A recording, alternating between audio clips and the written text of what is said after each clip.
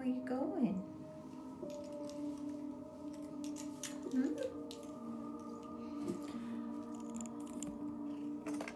So, how's everyone today? Good morning. Oh, you gonna play with my necklace?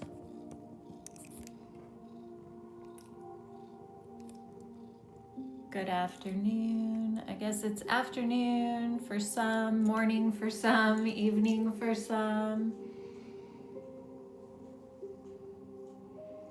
Happy Women's Day. Yes, blessed International Women's Day. Today's the day us women need to somehow take over the world, right? What are you doing, baby?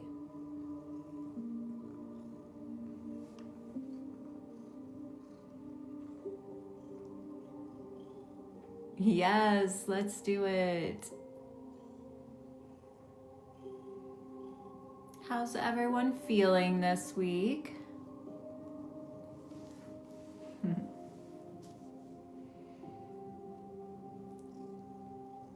Thank you, Margie.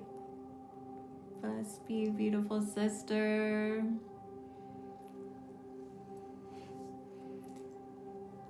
Looks like Salem's gonna stay here. Mercury retrograde's kicking your butt. So I was thinking about Mercury retrograde this morning and possibly chatting a little bit about that energy and what it's bringing up. You know, we have Mercury retrogrades around three times a year, and everybody gets freaked out about them, but we've talked about that before, that it's actually an opportunity. We don't have to dread it. Hi, Snake Lady, blessed be sister. It's how we approach it and how we look at the uncomfortable as to how we experience it, and not to diminish anyone's experience or to spiritually bypass that. Sometimes they suck extra hard. But also they're an opportunity for growth and redirection 3 times a year. So if you are not completely happy, what are you doing here? With how your life is going, the direction of things, it's like gives you an opportunity to review and revise and revisit the things that actually are holding you back. This cat. Ow! Salem. Okay, time to go down. So this time we have Mercury retrograde in Pisces. So something that may be coming up in your field is, I don't want to say this is relationships as like relationship issues, but how you relate in relationships, because Pisces shadow is enmeshment, is like not realizing there is a separateness. We're all one, of course, but yet there is a separateness to each of us. And so we become enmeshed in relationships at work, with family, and we start to feel as though, if you are in Pisces shadow, as if everything everyone else is doing is all about you. And so instead of realizing they're separate than you and they could be mirroring something to you, Pisces can take things very personally and get offended really easily. So looking at your relationships and how maybe you are too enmeshed and can't see what someone else is going through, or, you know, there's this duality with Pisces, and that it is that we are one, right? And Pisces knows that. Pisces feels that interconnectedness so much that when in shadow, they become enmeshed. They lose themselves in the other person. And this happens in relationships a lot, between people that are married or living together. And so it would be something like your partner wakes up in a bad mood, and so then you're in a bad mood. And it's like, just because someone else is doing something doesn't mean you have to be doing it. Hi, Kelly, She Wolf Tarot. So happy to see you here today. So checking in with, are you enmeshed with people in your life? Are they just living their life and you're kind of making it all about you?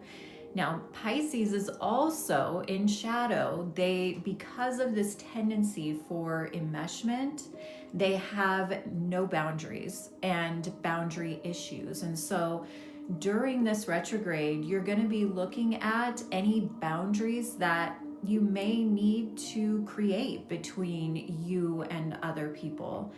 And then there may be the issue of, do you have boundaries so high that no one can get through?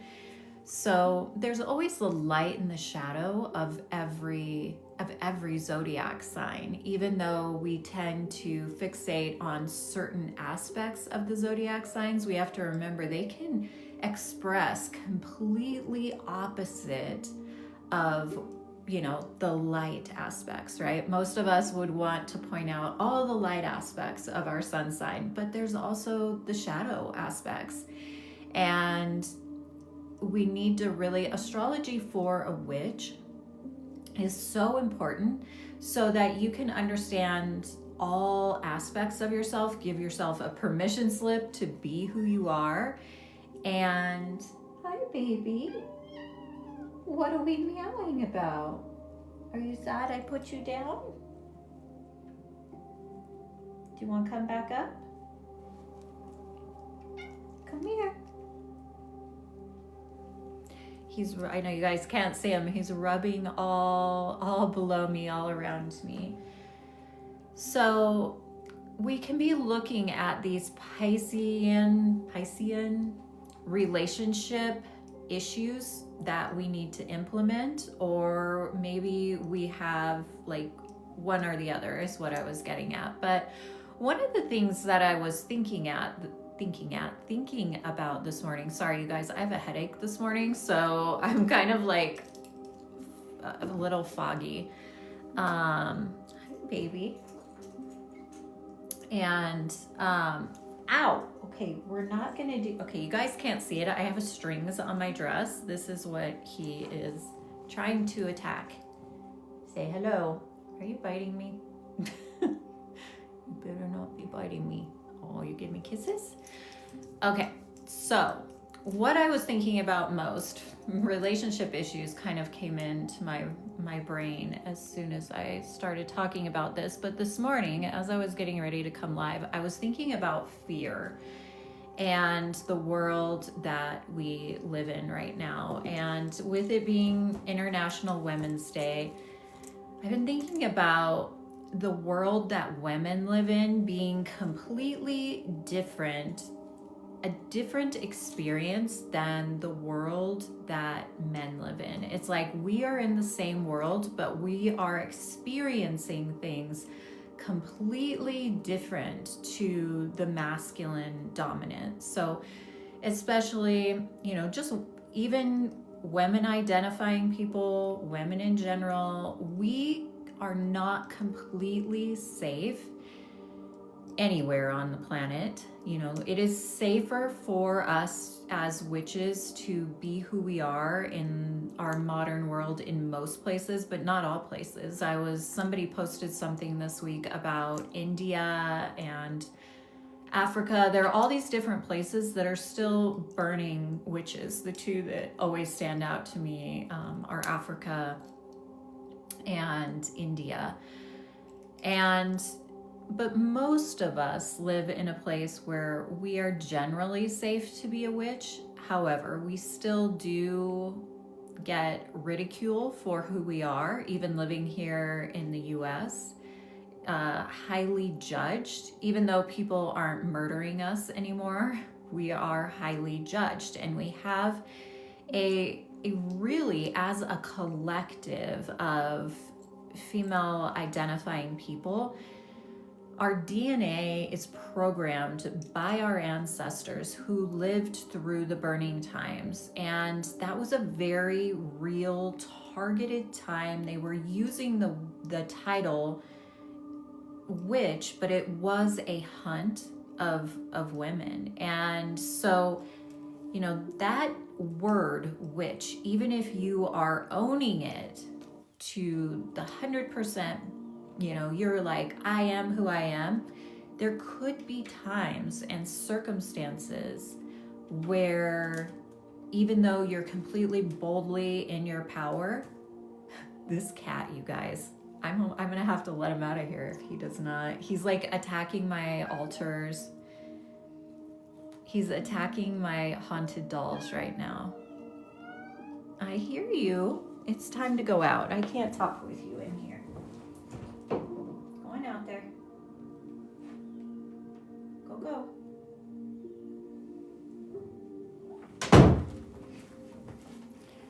All right, sorry about that. So,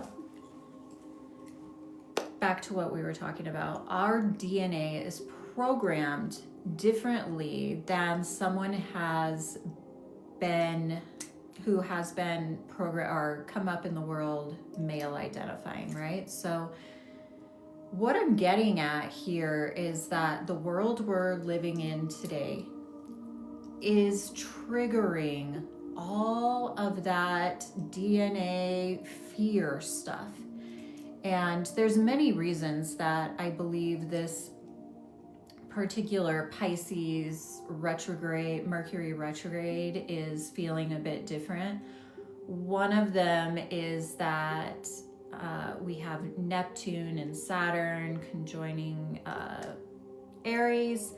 And so the energy of wanting to rise, to stand up, and to move against that fear, because Pisces can get any of the water signs will react in shadow by how their fear is expressing, if that makes sense. So I'm a Cancer sun, Pisces moon, so I've definitely had to work with the shadow of fear and how I relate to fear.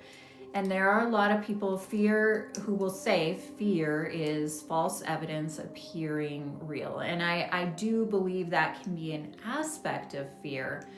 But what I was thinking about this morning was about how it's not always false evidence appearing real, that we have a very distorted view of how to work with our fear as humans, especially as women, because the world we live in is not safe for us. We are not safe to walk down. If we feel uncomfortable walking down the street alone at night, then that's a problem. And it's gonna be a slow change to change things like that. I don't know that we will see that change in the world right now or anytime soon. But that fear can take over our lives and prevent us from living our most empowered self. And so I feel like when I'm thinking about this astrological movement of Pisces, Aries, Saturn, and then right at the same time that we're going into a Pisces retrograde is like, before we start to really move forward with this new energy, not Pisces, Saturn, Aries, it's Neptune. Sorry if I said that wrong. But Neptune rules Pisces. So their energies are very, very similar. And if we do not get right with how we relate to our fear, we won't be able to move forward spiritually in a really empowered way. And so the way our fear can actually help us is in those circumstances. I always think of this story. This woman told us at a place we held retreats that was kind of out in the middle of nowhere. You drove down this long dirt road and there were cabins out there. It was very desolate. And she said there was a mountain lion that lived in that area, and she was out walking one day, and she said her body knew before her mind knew, before she seen anything, her body sensed something was wrong.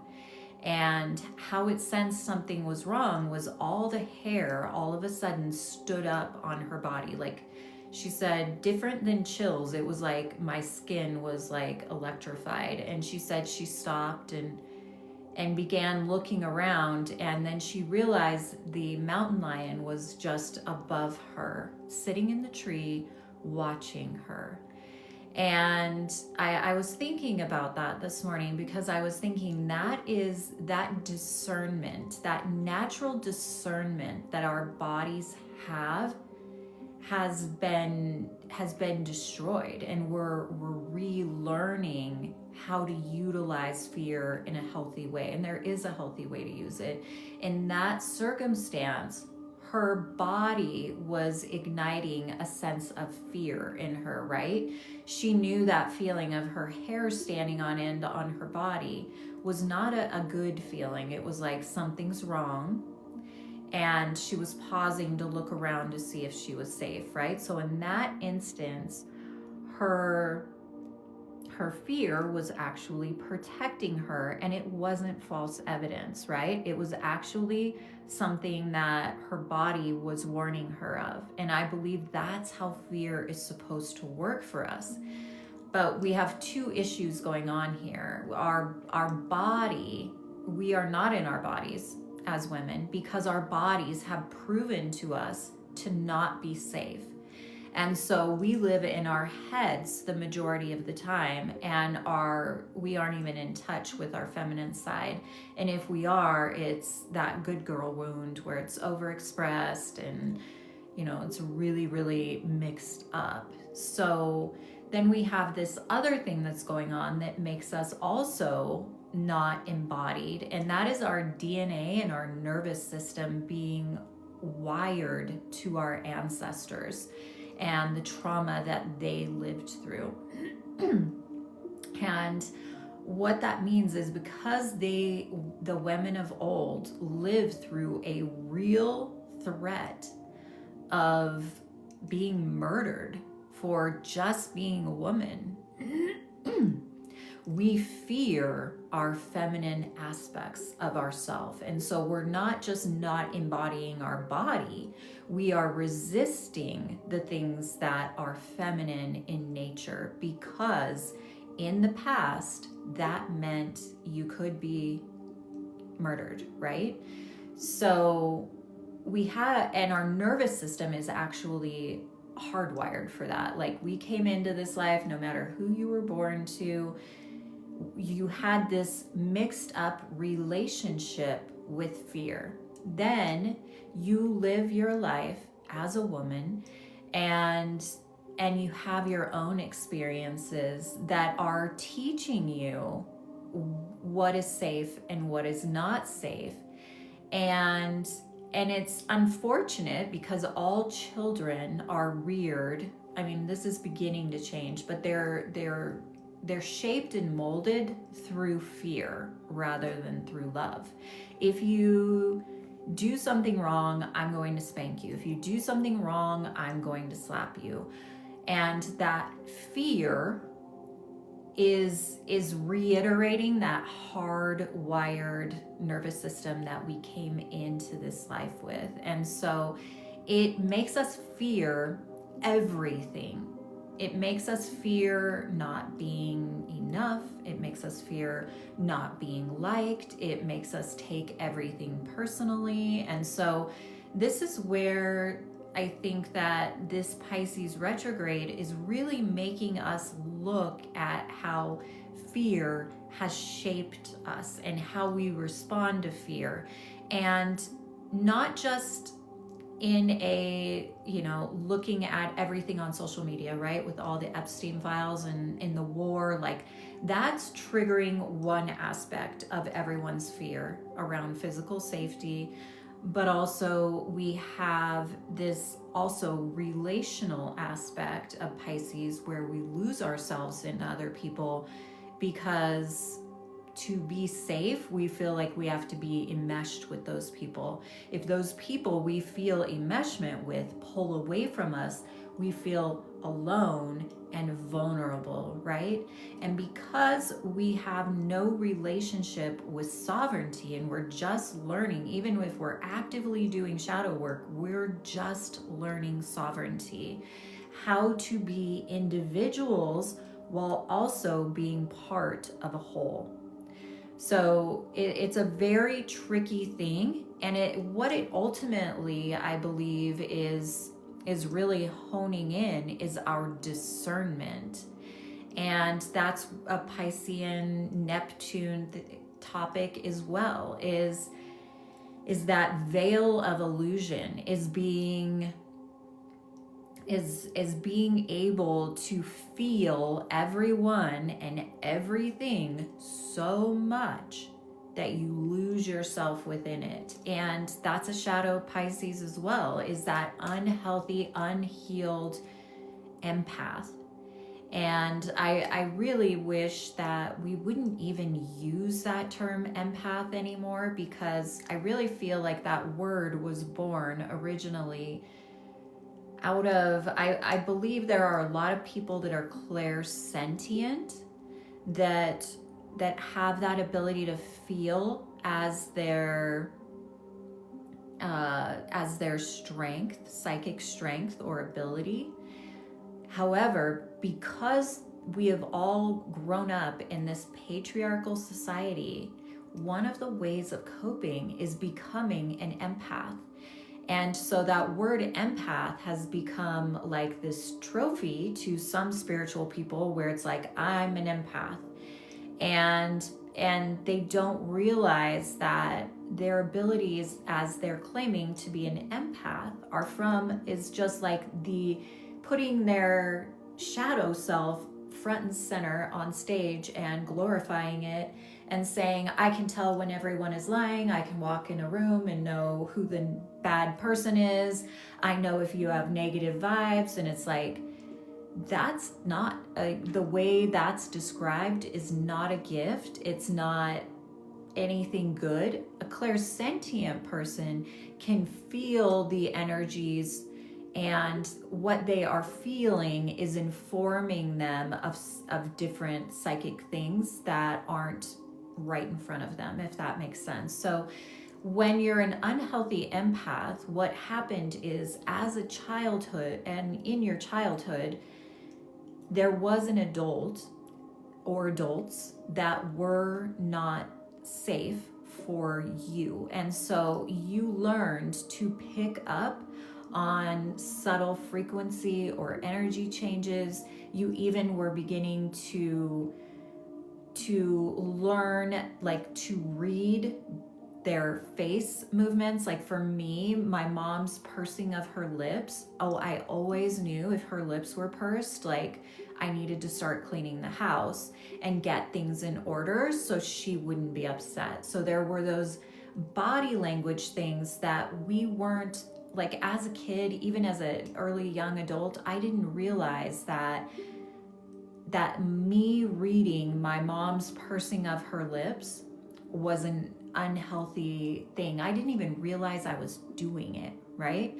I didn't realize it until one day I seen a picture of my mom doing it, and my stomach dropped, and I was like, actually, whenever she made that look, we all knew, like, oh shit, watch out.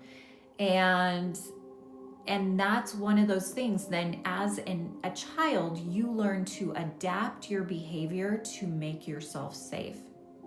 So it can be many different things we're learning to read. It could be the squinting of the eyes, but it also comes with learning to read the energy. So they could just walk in the room, and because you're learning to be safe in your world, you pick up on all the negativity. And so there's all these empaths that are thinking that it's this really super cool gift to be able to tell when people are lying and who the negative people are in the room. And it's like, you just haven't healed the wound that is in you. So you are an unhealthy empath, And instead we just call it an empath, and we kind of lump it with clairsentience is what I'm seeing is happening. And clairsentience is actually can be the ability of empaths, but it's not always. I feel like sometimes it is just developed from growing up in an unsafe environment,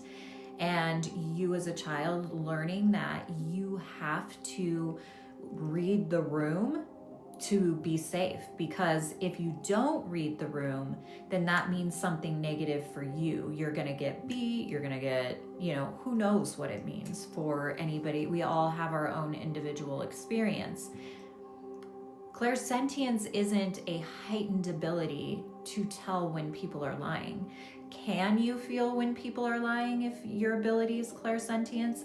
Absolutely. But clairsentience is a feeling that is a knowing. And so it's like when you're clairaudient, you can hear, right? You hear things coming in your mind. Sometimes it's your voice, sometimes it's the voice of other people, or what sounds, I shouldn't say other people, what sounds like another person. Clairaudience, sometimes I say people, because sometimes I have clairaudient abilities, and sometimes it will sound like I'm listening to like multiple people. And I believe that sometimes when I'm tapping into like another dimension or even a conversation someone's happening. So that's why I said people. But that clairaudience a lot of times is just a voice. It will sound like your voice, but sometimes coming from different aspects of area of energy. And so you're hearing the message is what I'm getting at with clairaudience, right? So you're hearing a message that something is wrong. Okay, say you hear that. Now, with somebody that's clairsentient, they're gonna have a more difficult time explaining this, because the feeling is the words, if that makes sense. And it's not only a bad feeling like something's wrong or something's right. The feeling is informing you with a message. I'll keep this week, and I'll keep this so I don't divulge any names or anything. This week I kept having a feeling someone I'm close with was offended. And so that I'm using that as or their feelings were hurt. And how do you feel that in your body? It's like that feeling comes with a knowing. And so that's really what the clairsentience is. So even though it isn't coming with words, there's a knowing of what that feeling is informing you of. I didn't hear she's offended or her feelings are hurt. I was feeling it in my body. And so only, I think, fully other people that have that clairsentience really strong will know what I'm talking about. If you guys know that feeling beyond when something's wrong, because the unhealed empath will always feel when something's wrong.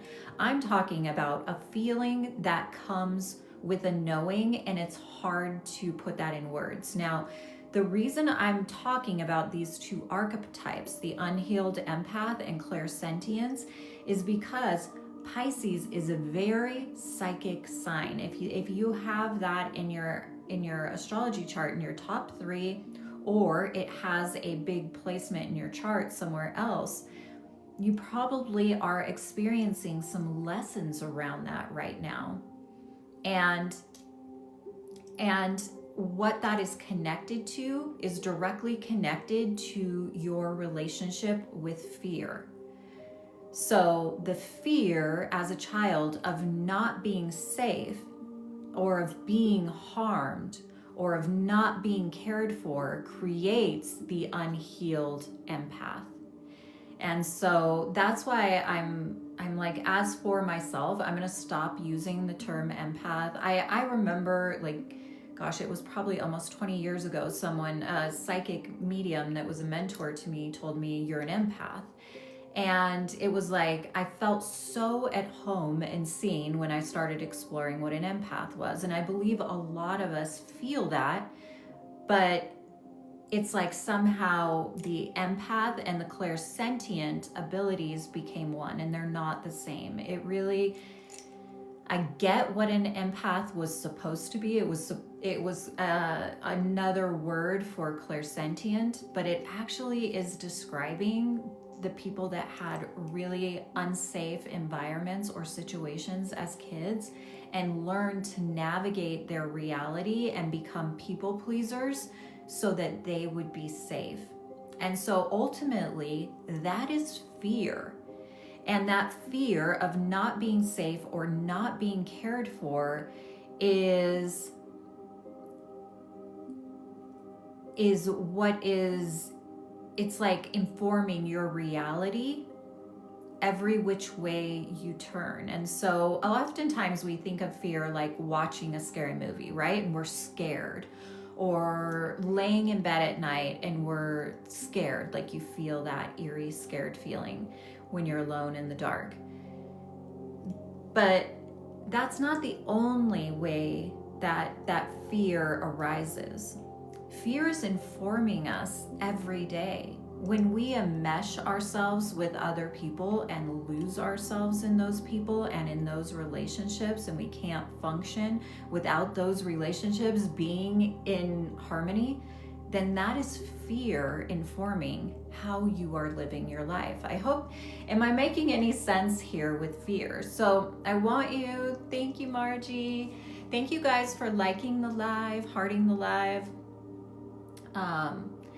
I really think that we need to be looking at how fear is kind of like this quiet little shadow that is triggering everything right now. Even the things that you, thank you, Purple Peril, even things that you don't realize it's triggering.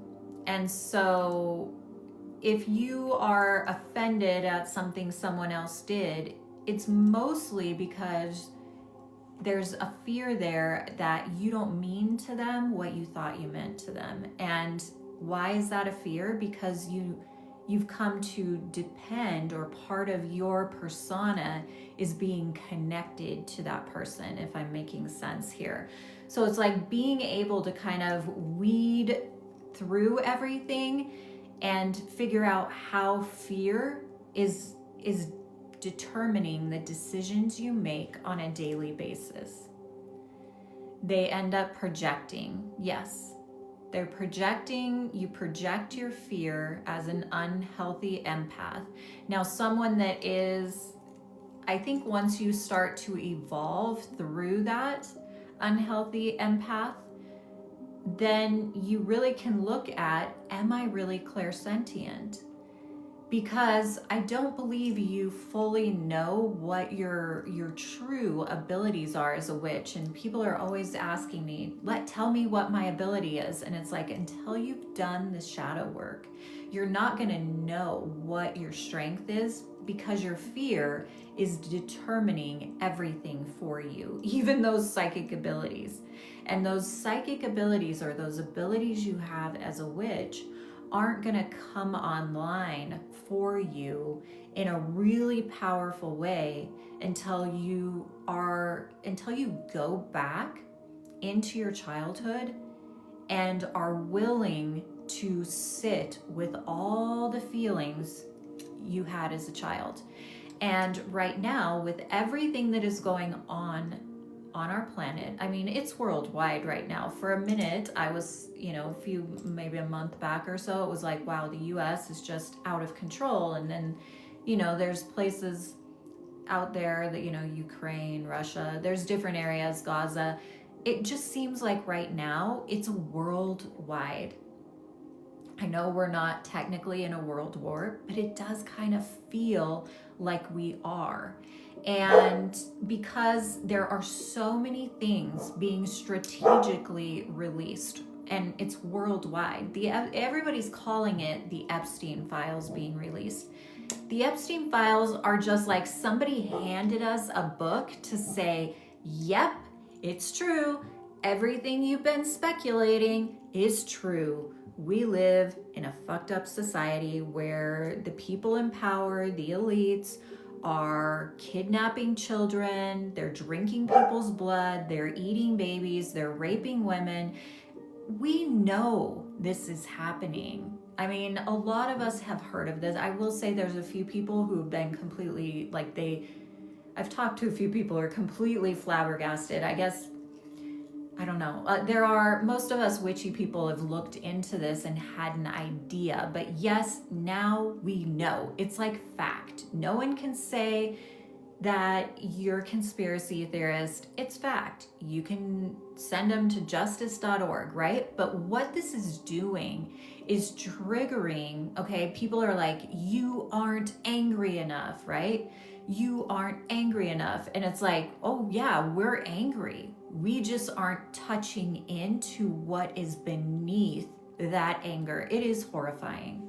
It is absolutely horrifying. And yet, as horrifying as it is, looking at what the elites are doing, we are just the peons below them on a different scale, different level. It's being experienced even throughout our communities. That's why anytime I have any event with women in the past, you know, I used to host a retreat that I'm not hosting anymore, Wild Woman, that was really more focused on womb healing and trauma. Of that sense. In any of those circles I sat in, there were more women than not. Almost always, all of the women had experienced some form of rape. And so what that is saying is that we, as you know, even though we aren't elites, right? Most people are on this live are not in that category of being one of the elites or one of those families in power. But we're mirroring everything they are doing on a smaller scale. And in women, particularly women, and I do believe men too, we're all being triggered in a different area. And I do promise you this, those files wouldn't have got released. None of this wouldn't have happened had they didn't have their finger on the pulse of it. Like, I think it's strategically being put out there, and everything that's happening is strategic to see if they can get us where they need us to be in fear. Like, we have different times this has happened in history where the story was a little different, but the narrative was the same, and that's the burning times, and here we are again. And so what we're having happen here is they're touching different buttons in humanity to see what is the thing. Okay, we're going to put the Epstein files out there. Oh shit, they're actually mad.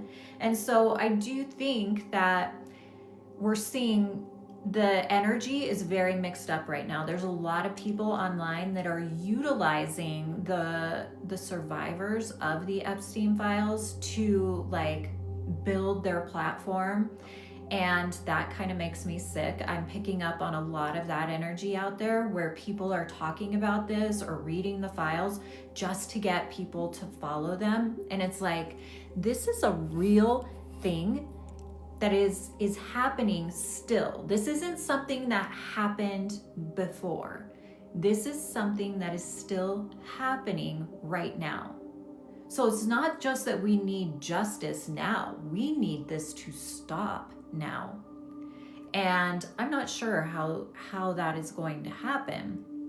But we do need, there does need to be a rage, a collective coming online and saying, this is wrong. This is not okay. And when people say you're not angry enough, it's like, if you stop and think about it, our anger is power, right? The anger is the fire that makes you feel more empowered. But really, what is underneath that anger? What is underneath that rage that we're talking about? What comes underneath it is sadness, is grief, is pain. Yes. That pain, that grief, and that sadness we have never been taught to sit with. Now, I'm not saying we don't need the rage, because the rage is getting people out there and making them do things, right? But what a lot of us are needing to learn to sit with, and someone that I really respect was talking about this week on their platform, Kyra, and she was talking about how, and she's someone who was trafficked, and she was saying your grief is not a problem. And so I want to bring that up, because she, as a survivor, has been out there talking about this for years and years. And I actually took all of her trainings. I don't believe there's one that I have not, or even a conference I did not go to. She's had to heal the unhealable. And when I scrolled past her video, and she was saying your grief is not a problem, and she was asking people to say it with her, my grief is not a problem.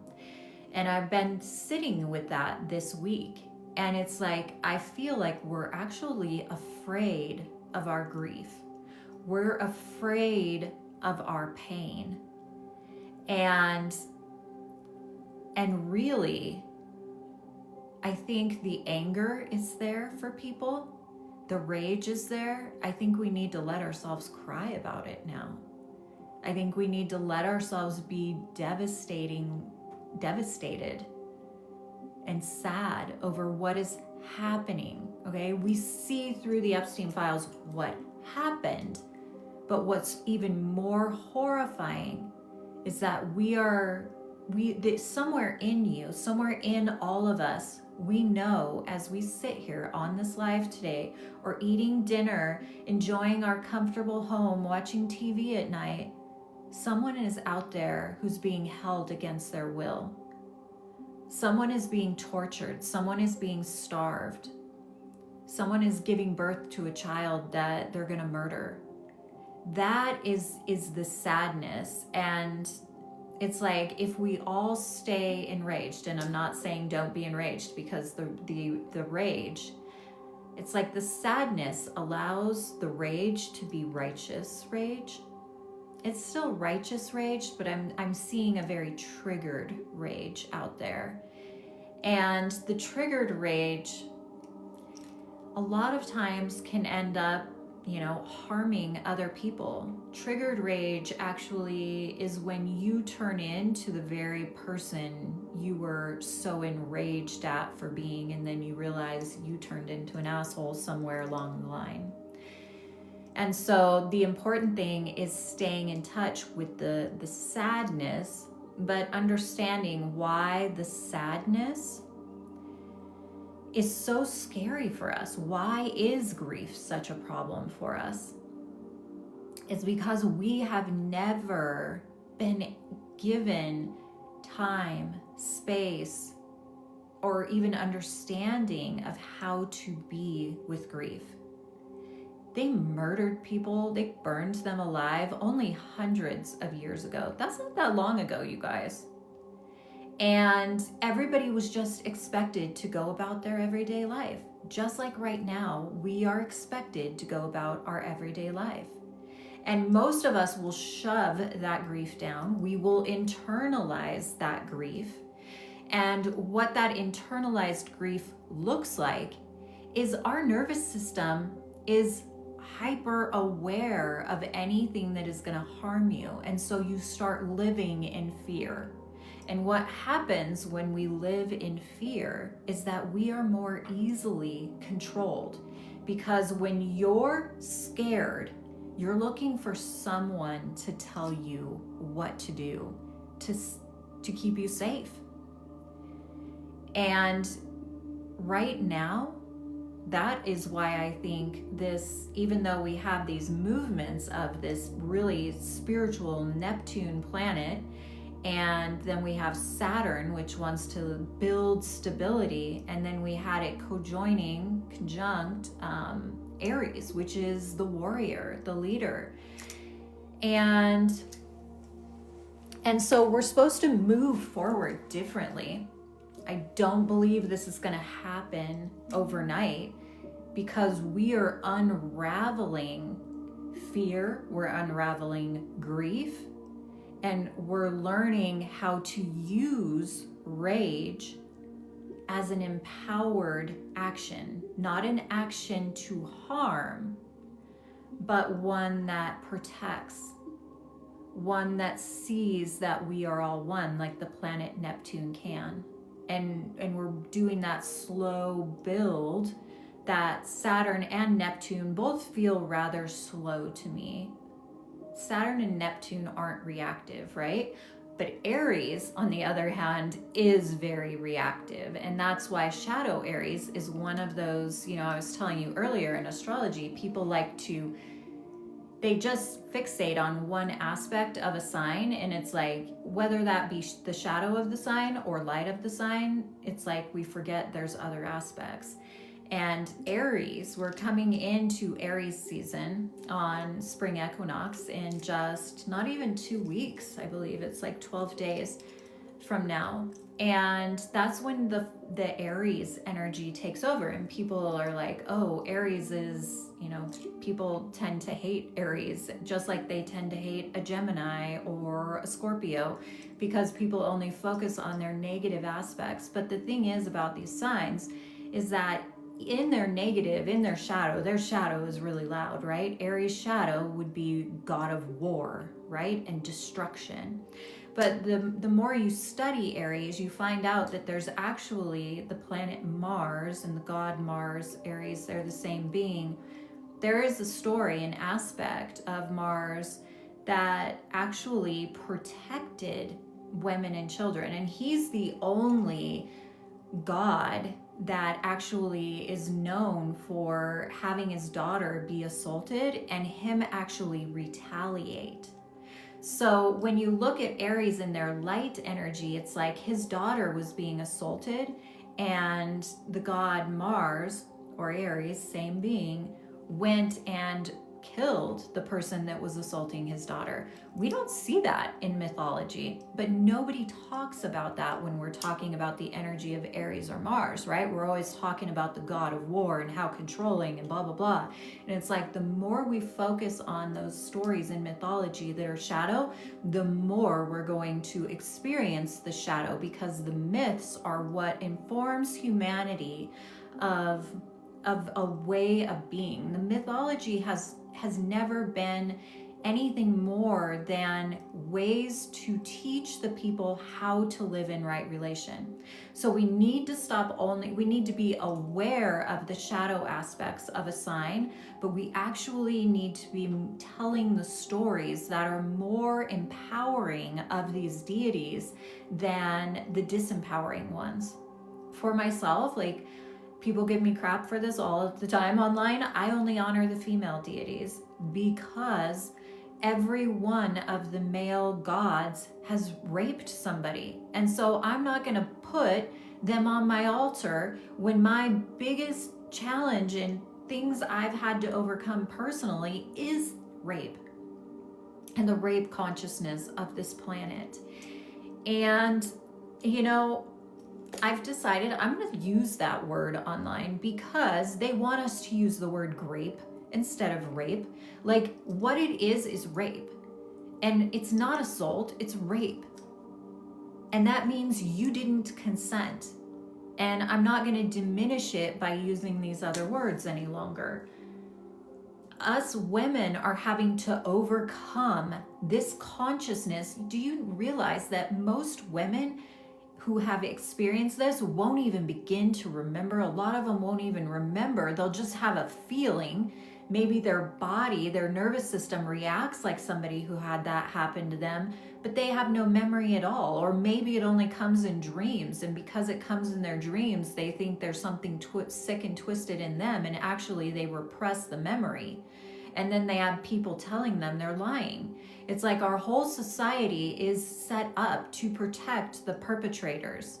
We don't empower women. We don't believe women. We don't share these facts that most women takes them till they're 40 to start admitting what happened to them, because the shame is so internalized that they wouldn't dare say it out loud, because then that means, what does that mean? You're not strong. It means you're weak. It's embarrassing. And it's like, no, the perpetrators should be embarrassed, not us. And so, yes, like this right now is empowered rage speaking, right? And that's what needs to come from the Mars Aries energy, is the energy that is willing to protect the woman, protect the child.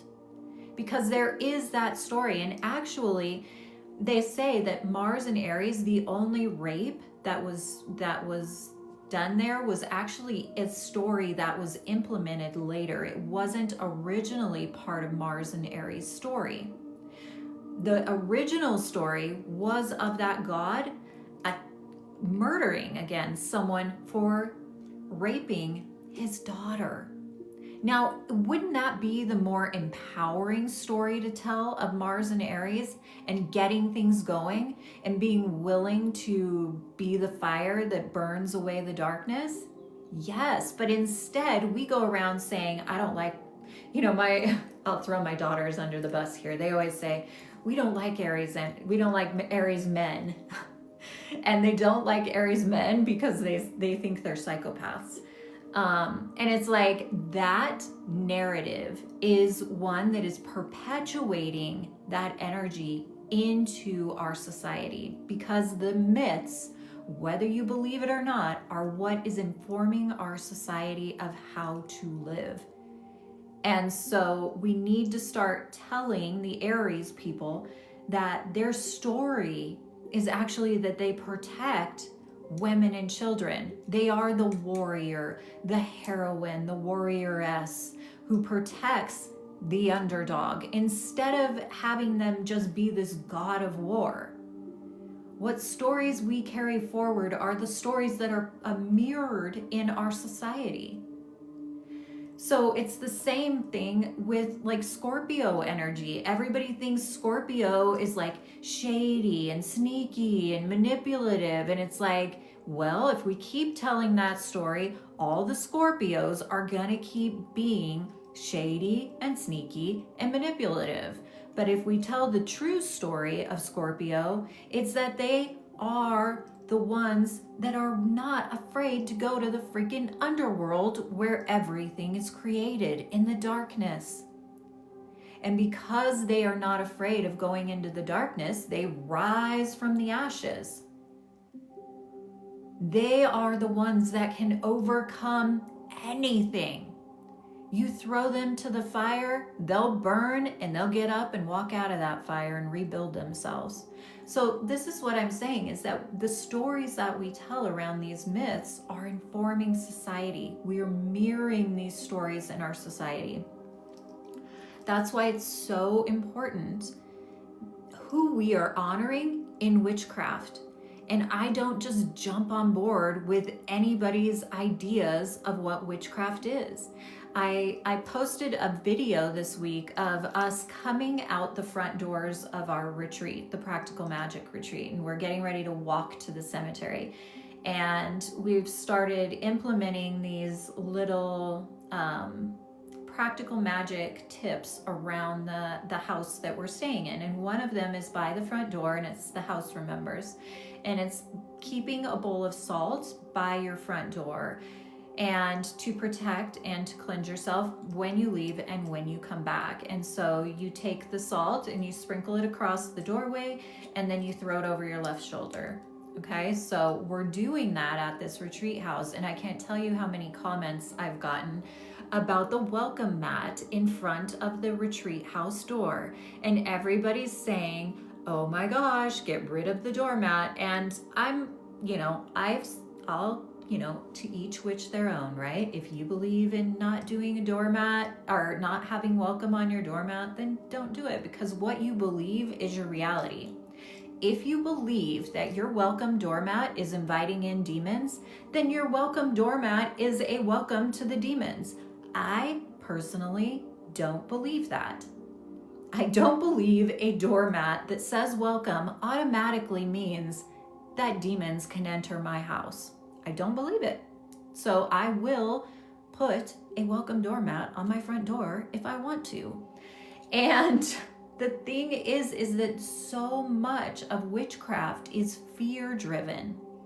And so we're back to that topic of fear again. Fear rules our society. But it's almost like we're addicted to fear. And so we let that fear control us.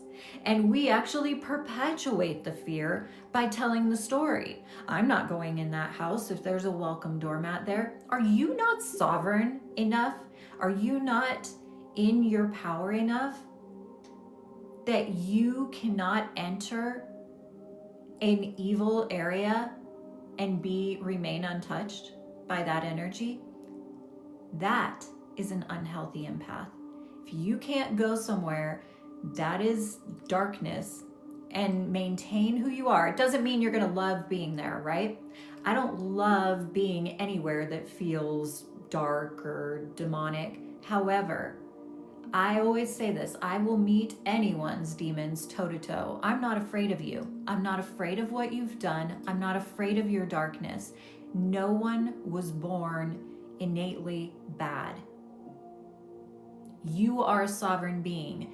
You have a choice of how your energy is going to work in this world. If a doormat that says welcome is going to allow demons into your house, you're giving your power away. No damn welcome mat is going to keep me from protecting any area. The circle I cast at those retreats protects the space. It protects the women. It protects the space. It turns that home that multiple people go in and out of a year into a sacred sanctuary. But that's because I am sovereign. I have come to this empowered place that I trust myself. I trust my ability to work with the energy and the elements, and I will create a safe space wherever I go, even if it's in the middle of some demonic ritual or ceremony. Nothing will touch me because I am that empowered. And how do you get there? You get there by doing shadow work. And you continue to revisit the shadow work. The shadow work is never done. And that's how you stay sovereign. The shadow work is never done. Being born of the DNA we are born of, it's never going to be done. I'm sorry to tell you that if you thought otherwise, like you thought you could go do your inner child work and be done. It's never done. The aspects are too driven into our bodies. But that said, that doesn't mean we don't have the power here. We hold the power. When the shadow arises, we meet the shadow, because what I was telling you, Kyra said, our grief is not a problem. It's not a problem for me when my inner child is sad because someone is treating them the way her mother treated her. It's not a problem for me. And that's what I believe that person was saying, like that what's happening in the world right now is there's multiple things pulling at us, disembodying us, making us feel afraid to live in our bodies, making us afraid of what if war comes to our area, what if, all of it is triggering if we feel safe in our bodies and feel safe on this planet. And the only thing we can do right now, and I've thought a lot about this because I'm like, there's this part of me that feels like I should be able to do freaking more. It's not about not having fear. It's about honoring the message that fear is bringing you. Fear's always bringing you a message. And so it's about learning to stop and honor what is there. Who feels afraid in that moment that you notice it's fear? The moment you're screaming angry at something maybe you're fighting with someone because, I'm even struggling right now, not feeling triggered, having conversations with anyone about the Epstein files. But what I have to realize is my rage there is my inner child that is fear, right? My inner child's like, this can't happen to me. This can't be happening to other children. And Harmony's rage that wants to fire off in reactivity to people that, depending on how they're looking at that stuff, that part of me that wants to react is the protector in me.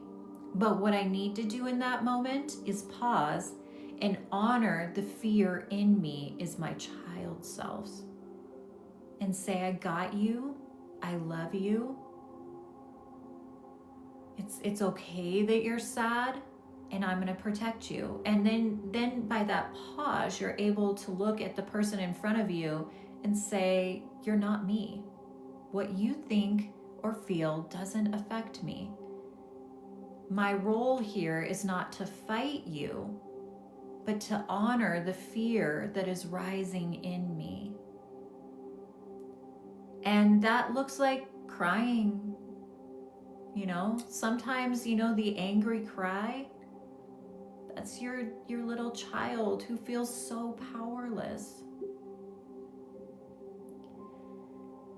And the thing is we've all been the victim and the perpetrator because none of us are completely healthy.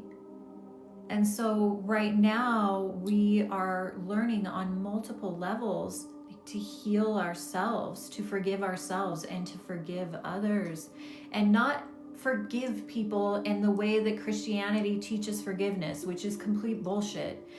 In the Christian church, if you say forgive, I don't even listen to you. But forgiveness in my world means I'm letting go of pain. It is saying nothing about that other person because fuck the other person, right? Fuck the rapist. But that forgiveness actually means letting go of that anger, that hate that actually is destroying you. It's destroying your actual physical body. It's destroying your gallbladder, your liver. Why are so many of us needing our damn gallbladders out? We were born with a gallbladder for a reason. It's because the liver is absorbing all of your negative anger and hatred that you don't know how to express in the world. And it's doing this until it's creating stones of anger. My gallbladder just completely shut down and decided it wasn't going to work again anymore. It was hardly functioning. Yes, that book, The Body Keeps Score, it's a fabulous book. Most people won't read these days. Our body is keeping score. And underneath that anger is sadness. So we have to allow ourselves to be sad, and we have to allow ourselves to be mad, and all of the things. And the thing is when we remove a organ, we think it's gone and the problem's gone. It's not gone because energetically the problem still exists there until you work with that energy to release that energy. That's why the shadow work is important. It's self-love. We've been taught self-love is selfish, and self-love is not selfish by any means. Knowing that you're struggling right now and giving yourself the time to heal, the time to feel what you need to feel, that is going to make you a sovereign person. Shoving the pain down, pushing it down, is just saving it for later. You're still going to have to deal with it. It's going to become your projections. It's going to become deflection. It's going to become everything that destroys you, ruins friendships, ruins relationships. So why are we so afraid of the shadow work? Why are we so afraid to admit that deep down we hurt? We have held down the pain so long, some of us, that people will deny they have pain around something, and they just need the right person to not be willing to give up when you've got something there. And hopefully my father-in-law will be okay with me using this as an example, but my husband told me, he calls it, I went retreat mode. My family, like, they tease me when, like, my channeling and stuff, like when I do things that are outside my character, when I'm channeling, they call it I go in a trance. But for an example, my father-in-law, when we were getting ready to leave from visiting him once, we were talking about his father, and my father-in-law's father was very abusive to his sons, like very, very physically abusive. And I've heard all the stories. And my father-in-law ended up not as bad as his father, but a mirror of his father, right? And I've heard the stories of how my husband's father treated him, and how then I had how my husband treated me. Every generation doesn't treat their children exactly how they were treated, and so they feel like they're doing a better job, right? But what you have to get to at the bottom of it, at the root of it, is the child within you.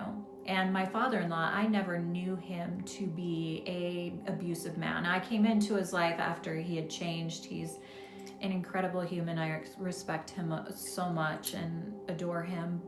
But I also can see the pain in him and what he's holding. And that day we were having this conversation about his childhood, and he was like saying his dad was a good man. And I basically was telling him, like, don't say that right now, because it's what you think you're supposed to say. And he was like, what are you talking about? And I'm like, it's okay to say your dad was fucked up. My husband in that moment thought my father-in-law was going to jump across the table and strangle me. But I was not willing. In that moment, that was one of those moments Spirit was speaking through me, and it just like came pouring out of me. Like, it's okay to say that little Valente was hurt by his father hitting him, was wounded. And I don't even remember what I said, because it was Spirit speaking through me, but I did not stop and kept going until this grown man, who nobody ever sees cry, broke down sobbing in that moment and allowed himself to release, to feel what his child self felt. It's like what I was telling him is, it's okay that you loved your father, but it's also okay that you hated him for how he hurt you. Because that not being felt is what turned him into the man that treated his own children bad and his wife bad.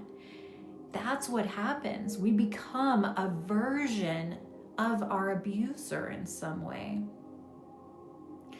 So this is, he had it so shut down in him. He was just like not willing. I loved my dad. I was fine. And I know damn well, I've heard the stories of what happened to him. And it was like, Spirit was not letting me let up in that moment until he broke. And it's like, we all need someone, these people, those of us who have pushed down the pain so far that it's almost like invisible to us. We can't even access it. That's what's running the show. That's what's starting wars. That's what's creating division. So we've got to allow ourselves to feel, to cry, and we need to normalize that. And then we need to look at why we're so damn afraid of our fear, or why we're so damn afraid of our grief and our pain and our sadness. Keeping it locked inside you is not going to protect you from anything. And as a witch, you know, everybody wants the spells. Let's give me a spell for abundance. Give me a spell for this. Give me a spell for that. And it's like, yeah, I've got the spells. We've all got the spells.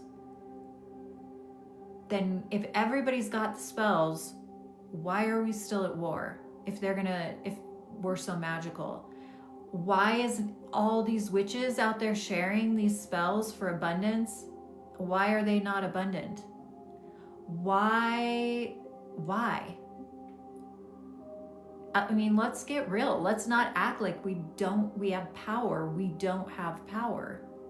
We don't have power because we are so trapped in our own shadow, and there's not enough focus in the witch community on healing from you Jesus freaks that is in my comment feed right now. Healing from the people that are telling us we're going to hell and that we need Jesus. Hell, we have Jesus consciousness as witches more than the Christians do. Thank you, Marjorie. We're not going to be healed by going to a church that murdered people like us. We need to heal from what happened to our ancestors that created the nervous systems that we have, that created the society that we have, where nobody knew how to heal. Everybody was just trying to do what they needed to do to stay alive. And so now it's like, it's great to have all these, like, I've got the Book of Shadows. I spend hours on my Book of Shadows.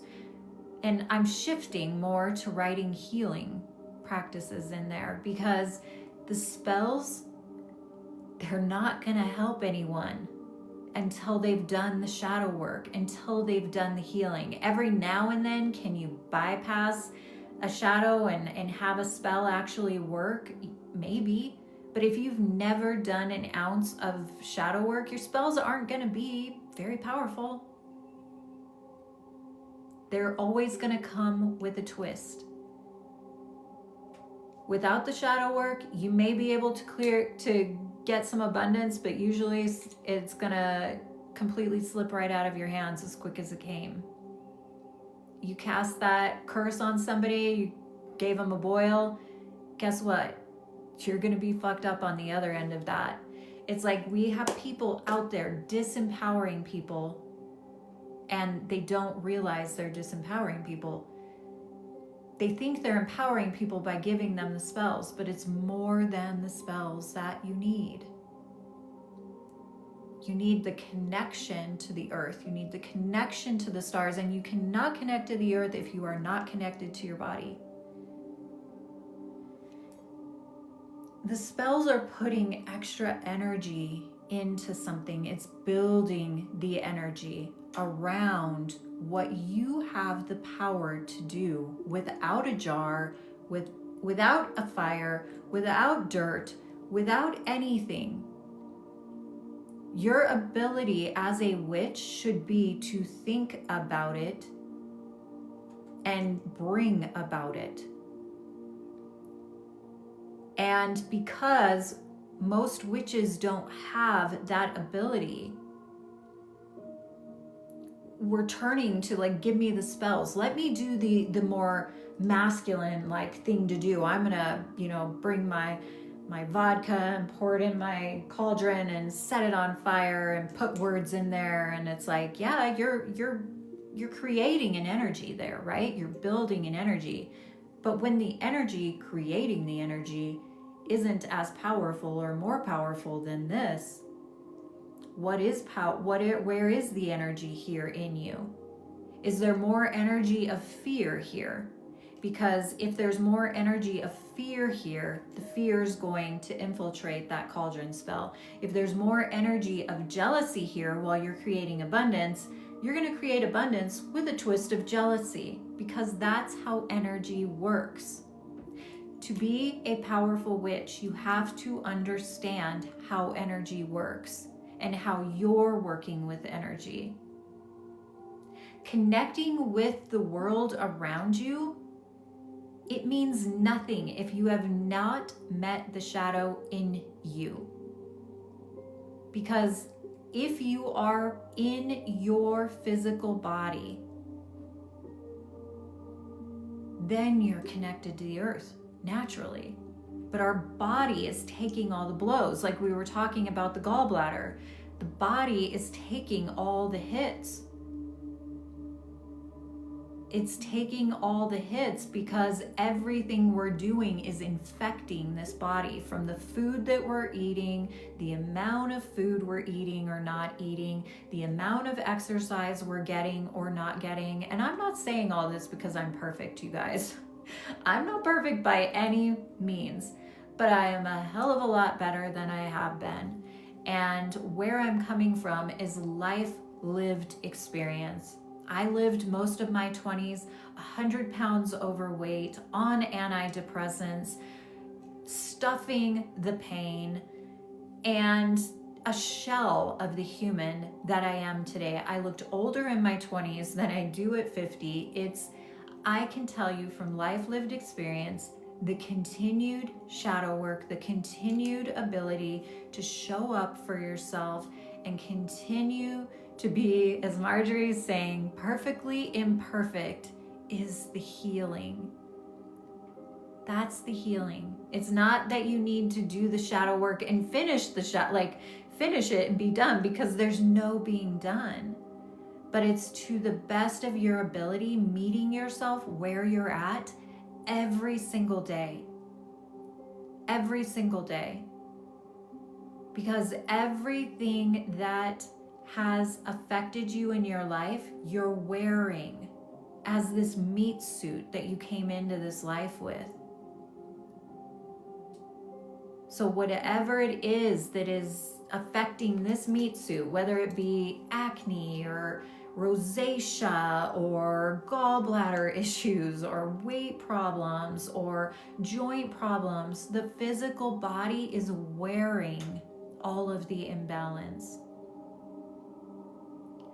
And this is another topic of the Mercury retrograde, is the health stuff, because we just had a full moon in Virgo. And so we're starting to shed all the excuses and get real with it. You know, when I finally started to shed the weight for good, and I still struggle with the weight. I go up and down. It's once you take on something as a coping mechanism, it's a lifelong thing you have to work with sometimes, depending on what it was covering for you. But it was like I had to get to the point where I realized that the reason I was the weight I was at the time I was, and how it happened when I gained it, was because my life was completely out of control. I had all of my childhood trauma triggered by one man, and to heal that rape in teenage years that was triggering all the childhood abuse, sexual abuse, I went and got married at 17 to a man. I mean, he was a nice guy, but I was trying to escape one reality by coming over here, and immediately started packing on weight. My body was trying to protect me. It was doing everything it could to protect me. And you know, someone's saying she's been raped multiple times. That's the thing, you know, for a long time, I wouldn't just come out and say what happened to me, because I kept internalizing, like, how many times could this happen to one person? And what does that say about me? If this happened when I was a child, am I delusional thinking this happened to me as a child, and then as me as an adult? And then I had my mother questioning me. And it was like, I needed to be able to be who I am today. I needed to come out and say the words for myself to hear, no one else. To say, I acknowledge what you've been through. I'm not going to doubt you anymore. I'm going to love you for every single thing that is hurting you. And then I realized there came this point where it was like, I didn't want to hurt myself.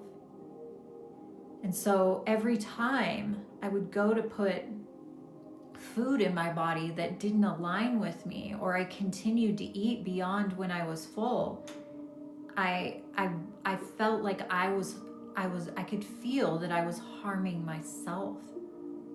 And so those habits slowly diminished. There's still that habit of eating out of, to comfort me when things go wrong. But now I can identify it like, oh, I'm actually reaching for a candy right now, not because I want a candy, but I'm trying to fill a void.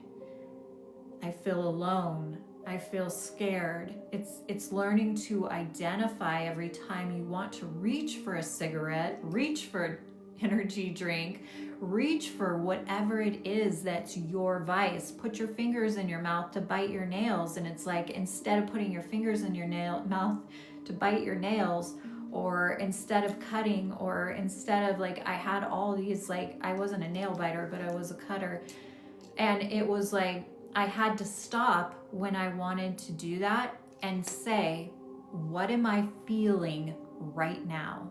I had this page that my therapist gave me of feelings. And so in the moment of chaos and desperation, I would grab the paper of feelings and look at it and search for what I was actually feeling in that moment that I was trying to cover up by eating a Snickers or by cutting my arm to feel something other than what I was feeling. We are so disconnected from our emotions, and I'm a highly emotional, sensitive person. I'm a freaking Cancer and a Pisces moon. I mean, I am so sensitive, and yet part of my healing was having a piece of paper to help me identify what I was feeling in that moment. We all should have that paper in front of us right now. Am I feeling angry? Am I feeling sad? Am I feeling powerless? And then it's like understanding actually what a feeling is. So we've been all over the place today. We're almost at 100K. You also have that paper from your therapist? Yeah, my husband had that paper. I think most people that go to therapy end up with that paper, because therapist's job, I think a lot of it is helping us realize we don't know how to work with our feelings. Happy birthday.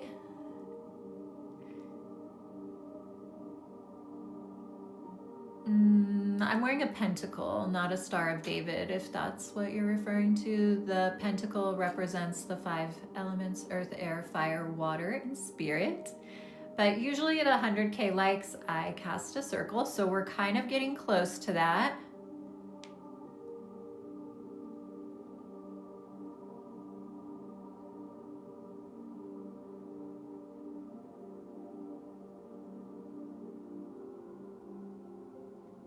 Leo is fire. Leos lead from the heart. Actually, I think Leos they're actually quite sensitive within there, but sometimes their fire makes people not realize how sensitive they actually are.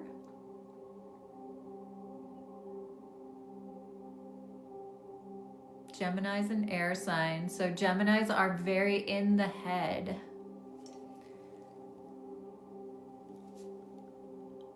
You've been feeling off. That's what we've been talking about, is the retrograde energy. There's just a lot of, astrologically this year, you guys, we're beginning the destruction. I mean, the destruction of old orders, old ways of being, and we all want it to happen overnight, and it's not going to happen overnight. And someone just asked me if I'll do a live on shadow work. You guys, I am doing a live on shadow work right now. I'm teaching you about shadow work right now. Are you guys getting that? Like, people think shadow, like I'm going to tell them to do shadow work and it's going to be like a spell. The biggest form of shadow work we need to do is to get in touch with our feelings, whatever that looks like. Sometimes, journaling is a great way to get those feelings to come up, because you've got a lot going on in here. Going back to your childhood, and oh wow, we jumped to 102 really quick. Thank you, you guys. The shadow work is what we're doing here right now. All of the things you're thinking about that are coming up for you right now as I'm talking about shadow work is the shadow. It's what your child self went through, what your teenage self went through, what your young adult self went through, and learning to have compassion and empathy for yourself. I bet if you go online, in fact, I'm gonna go see if after this live, I'm gonna see if I can find that old paper, and I'm gonna actually put it in one of my courses. I'm gonna put it in the 3 Cauldrons course, because that's teaching you to release sovereignty. Or to release sovereignty, to develop sovereignty and release codependency. So I think feeling those feelings at the motion cauldron would really help. But I bet if you guys go online, you can find a worksheet of feelings. And that's, everybody wants to be able to do life by therapying themselves without paying for therapy, using YouTube and using TikTok and people's lives as therapy. And it's like, you can get great advice online, but the therapy you need will never come until you actually prioritize your own healing and sit in the therapist's chair yourself and allow your story to be heard. And there is something very healing about being witnessed by someone with compassion and empathy, and also about speaking things that you keep trapped inside of you. So therapy is one of the biggest forms of shadow work that you can do. I mean, shadow work is so multifaceted. It's like you have to allow yourself to feel those feelings, and then you have to move them out of you. And so you actually need a physical avenue, a physical conduit for your body to actually express those feelings, because the anger, the sad, the story of what happened to your child, the story of your rape, the story of your abuse, the story that whatever it is that you survived or lived through is trapped in your physical body. So speaking it is removing it from your throat. Crying is actually removing it from your lungs. Sometimes we have to dance it. Sometimes we have to run. Sometimes we have to stomp. Sometimes we have to hit. There has to be a physical movement to get that energy out of you. Then when that energy is out of your physical body, then you have to transmute the energy that has been removed from you, that is anger and sadness, and you transmute the energy that you've released from your body. You can do that with sacred smoke, burning an herb. You can do it with rose water, but because energy, it doesn't just disappear. It moves. It changes form. So we as witches are master energy manipulators. So that's what I think that is missing in biggest part from people on TikTok, is that they're so busy showing these spells, but nobody realizes that what you're doing with that spell is only adding, or it's helping shift the energy, but the main energy that is creating your reality is this physical body, your brain, everything that is a part of this physical body is what is helping the spell. Like, the main part of the spell is you and where your energy is at. So if you're just doing a spell jar, you're doing something no different than cooking dinner. If you're a witch cooking dinner and all of the love you hold is being poured into your meal, then your dinner becomes a spell. Does that make sense? It does. Our energy is affecting everything. Everyone's energy is affecting everything. But as far as a witch goes, I'd say the witch is the master manipulator of energy. That's why you see a lot of people with strong Scorpio placements being witches, is because, you know, we focus on, oh, they're manipulators, but what Scorpio's strength is manipulating energy. Not manipulating you for a bad reason. But we love to focus on the negative aspects of things, and, you know, I don't know why people love to do that. But it seems like everybody does that. So, would we like to cast a circle, or is there other questions you guys have? I'm going to get a drink really quick.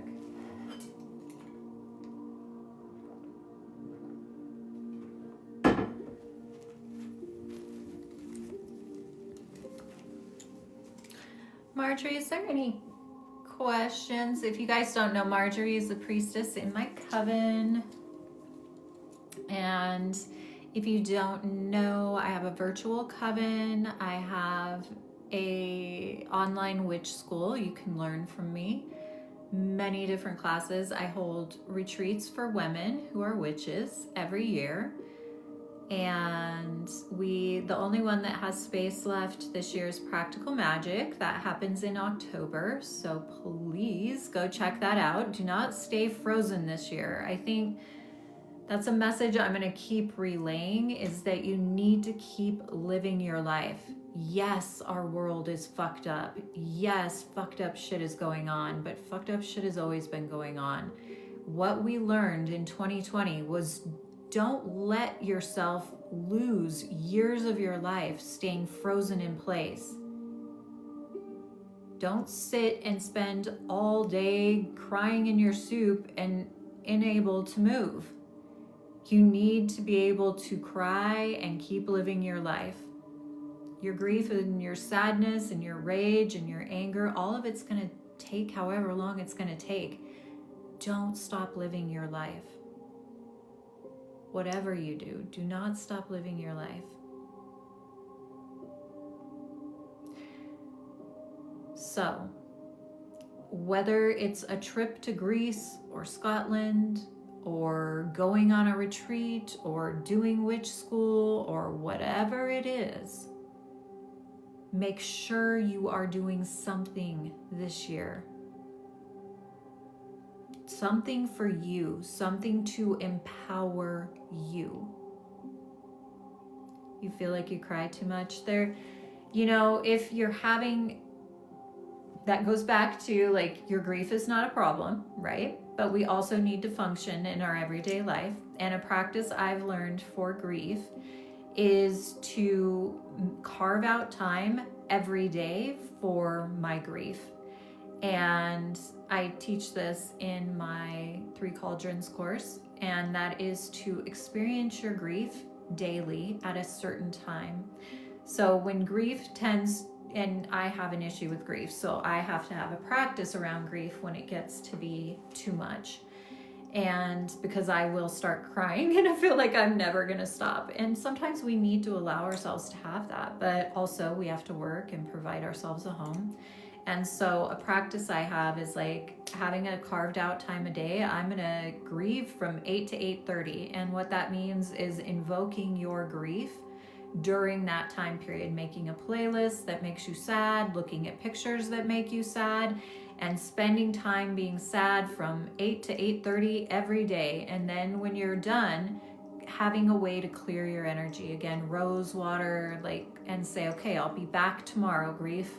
I'll be back tomorrow. And then you keep coming back daily and allowing yourself to feel that time to just feel. Because I think it's harder to grieve when we're trying to grocery shop, and grieve while we're trying to clean and work and do all these things. And so giving yourself that time and space just to grieve allows you to release and move that energy. And when you cry, your body creates those hormones that we get by taking antidepressants. So actually, when you push down the tears, you're preventing your body from healing itself. Our body is wise, our body is intuitive, our body knows exactly what we need.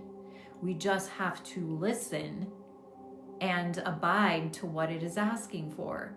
Our bodies are asking us to grieve right now for everything that is happening in this world.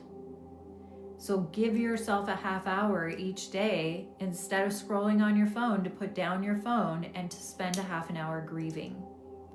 But make sure when you're done grieving that you shift that vibrational frequency or energy using rose water, using sacred smoke. I really have decided I'm going to start. I was talking yesterday to my husband about, because I think he has asthma, and that got on this conversation about, like, my kids all have asthma and I burn incense in my house all the time. And I was thinking about my friend that passed away a couple years ago. He's younger than me, and he had a heart attack, and the doctors kept asking when we were in the hospital, did he smoke? And everybody was like, he didn't smoke cigarettes, he just smoked weed here and there. And the doctor kept saying, any smoke you are inhaling, it doesn't matter what it is bad for your heart, bad for your arteries, and bad for your lungs. And so my husband and I were talking last night, and I was like, saying, I do burn a lot of incense. Maybe I need to stop burning so much incense in the house, and I'll start using rose water, because I don't think that's good if you do have asthma. But then I was like, yeah, because even like, it's not healthy just because you have a sacred smoke and it's blue lotus, it doesn't mean it's healthy for you. Those types of things need to be used in ritual and ceremony, just like, tobacco and the pipes, like they were used in sacred ceremony, not daily. We love to become addicted to these things and start doing them daily, and they actually harm our body. And I do think that a lot of what us witches are, we're burning stuff so frequently that we're actually creating like an environment for our heart to attack us, because we're breathing in smoke all the time. And it's like, just because it's blue lotus or pine doesn't make it healthy for you. It's still breathing in smoke. It's like if you go stand in the forest in the middle of a forest fire and breathe it all in, do you think that's gonna actually be healthy for you? No. But breathing in like a puff or two, because I actually have sacred smokes on my website, and using them during a ritual with a puff or two, yes, can change your frequency, but doing any of that daily is actually not good for you. So I do think I'm going to start suggesting people use more rose water, Palo Santo water, and realizing there's other ways to clear energy than just smoke. We're going to Salem in May, and we're going to be doing a ceremony at the witch house. Well, because it is a historical home, we can't use fire in there at all. And so what this is challenging us to do, and what it challenged us to do last year, is because even the place we stay is historic, so no candles, no smoke, is we really are utilizing our own energy as witches to create the environment and to create the healing, and not leaning so much on those external forces, which is actually really cool. White sage is not probably the best type of sage you can be using, just because there is a lack of it unless you're growing it yourself. I always suggest people use garden sage or another type of sage, blue sage. Just because the white sage is appropriated from a Native American practice, it doesn't mean none of us can never use sage. I mean, I feel like appropriation is such a huge topic. I don't want to get into that right now, but none of us owns anything on this earth, but these practices have been stolen from communities that were sacred. Burning cinnamon, yes, cinnamon sticks are one of my favorite things to burn. A lot of witches don't even know what a dupe coal is. I mean, if you have to burn, get a dupe coal and put your herbs on the dupe coal. You can burn basil, you can burn thyme, you can burn rosemary, and you can make bundles out of it. You spray the rose water. What's important is you're not just like, you see people online with their sage, they're just burning it. You're just burning sage. Do you think when the forest freaking burns down, the entire planet's cleansed? I mean, to some extent, it is shifting the energy because it has that natural ability. But your intent, again, the power is coming from within you. So if you're just spraying rose water, you're just spraying rose water. Will it change the frequency and the vibration? Yes, because roses have one of the highest frequencies. It's so much higher. It's like in the 300s. Almost 400 compared to a human that's like 72. So the vibration of a rose is way higher than yours. So spraying that rose water will shift your energy. But if you want that rose water to clear out the old in your house, you need to set that intent. That intention coming from within you is powerful. Okay, we're gonna cast a circle. Who wants to cast a circle, first of all? Are my people here who want me to cast a circle? So every Sunday I come on. Hi, Max Joy. Hi, Haley. Every Sunday I come live, and then at the end of the live, I cast a circle. And the circle casting is different than typically witches will cast a circle, put out candles, use something to identify each element, and they do the spell inside that circle, right? The circle I'm talking about casting is in meditation form. It is an energetic circle casting of empowerment and protection. You are welcome to stay and watch me cast this circle. I guide it like a guided meditation. If you want to be a part of it, then you would type in the chat, yes, thank you, I accept, I receive. What this is doing is giving your yes to cast the circle around you. So we're casting it collectively, but we're casting it individually. And we cast it in a way so that the circle stays open and it won't, or sealed and won't open until you lay your head down to go to sleep tonight. When you lay down to your head to go to sleep, the circle will be open, but never broken, meaning the energy will start to dissipate, but it will also integrate the level of wisdom that you received from casting the circle today. We call in deities, we call in the elements. The only thing you need to do is be in a place that's quiet. Put your headphones in if you can. You're going to uncross your legs, uncross your arms. You can be sitting up with your spine straight from your sit bones to your crown. If you're gonna lie down, go ahead and lie down, but you want to keep your spine in alignment, meaning don't curl up and go to sleep like this. You're gonna be open. So you're gonna lie flat on your back with your palms facing up. Again, no ankles crossed, no arms crossed.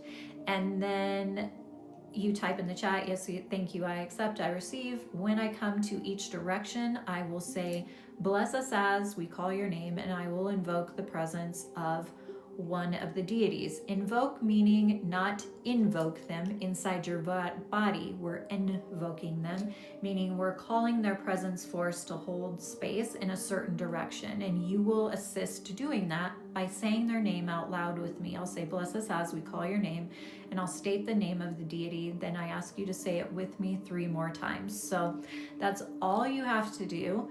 And close your eyes and follow along. We lifted the circle up to the 7th and 8th plane of consciousness, which means we're going into a higher level of consciousness. So the way you perceive things through the rest of your day will be at a heightened state of consciousness. Now, we don't want to stay in that 7th or 8th plane, and that's why I cast the circle in a way that when you go to sleep tonight, this level of consciousness is going to go back down and into a grounded reality to where you can integrate what came in for you today. Because we don't want to go floating around in our life up and out. But while I cast this circle, we are also anchoring it within the Earth Mother. So you will be grounded in your body, even though your channel will be open to receive wisdom. So go ahead, find your quiet place. I'm going to get another drink of water before I start, and we'll get going on casting our sacred circle.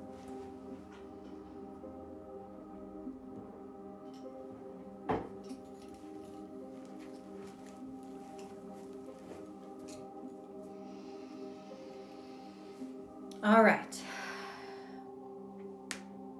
Is everyone ready?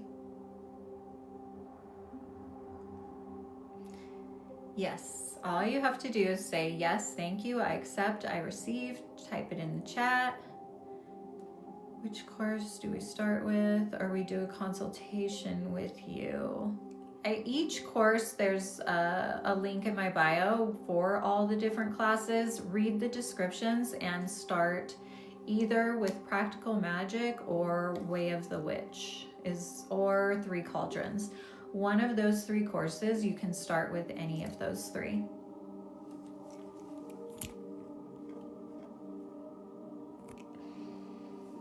All right, go ahead and close your eyes. And begin to settle your body. Maybe rolling your head from left to right. Maybe stretching your fingers out, pointing your toes, making a fist, and then softening your hands. Maybe taking a little shrug of the shoulders. And then notice what connects your body to the earth beneath you. Are you sitting in a chair?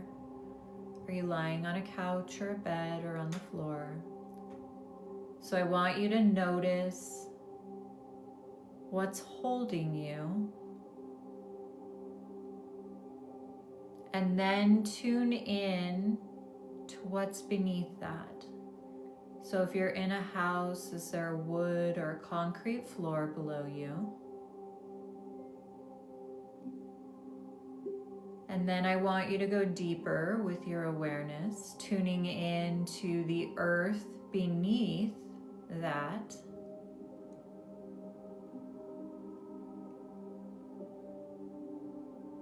And I want you to recognize here now that although you might be laying on a couch or sitting on a chair, or there may be concrete or wood beneath you and between you and the earth,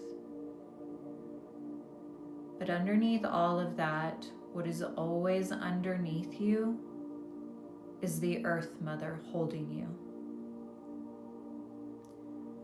So just taking this moment to surrender, maybe taking a deep inhale here, breathing it in, and using the exhale to just surrender to the Earth Mother, holding your physical body safe. Maybe even noticing a feeling of the earth rising up beneath you to support you.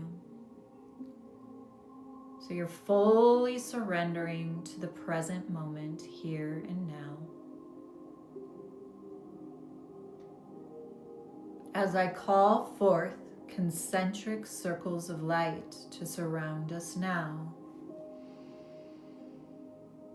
notice these spiraling circles of light that surround you wherever you are.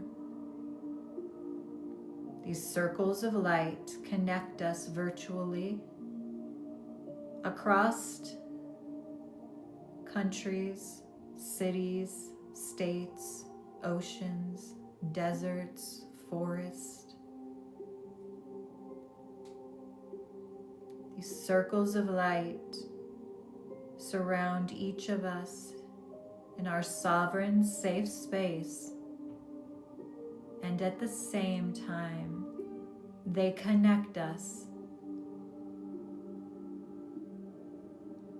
as one circle of light connected to one source of light, noticing these colors spiraling around you, moving from north, east, south, west. Maybe you begin to see two overlapping circles, one moving clockwise and one moving counterclockwise. The circles may be moving up and down your body, clearing your energy field as they pulsate in opposite directions, moving from the earth to the stars, to the earth, to the stars, creating a safe, energetic space and field for you to vibrate within. Take a deep breath in through your nose, sealing your lips, allowing the breath to enter every part of your body, feeling it move through your nostrils, through your throat, expanding your lungs, expanding your belly, soften your shoulders, invite the breath all the way to the tip of your toes. Hold, hold, hold. Take in one more sip of air. Open your mouth and audibly exhale. Squeeze your abdominal muscles to expel every last drop of breath.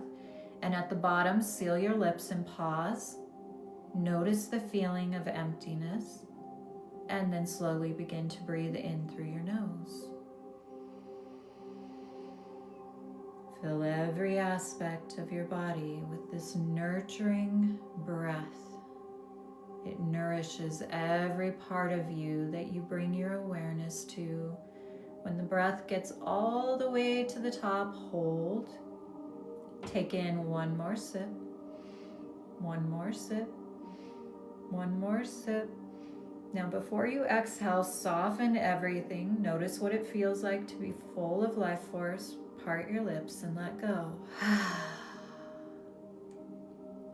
Again, squeezing your abdominal muscles at the bottom of the exhale to expel any stuck, stagnant air. Seal your lips. Take a quick, fast inhale through the nose. Hold at the top for 6, 5, 4, 3, 2, 1. Part your lips. Let go. Seal your lips and begin to breathe in and out of your nose. Let your breath and the rhythm of your breath find a nice natural flow,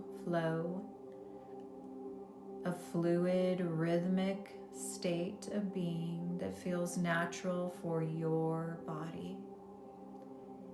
Noticing your fingertips, the air that's touching your fingertips.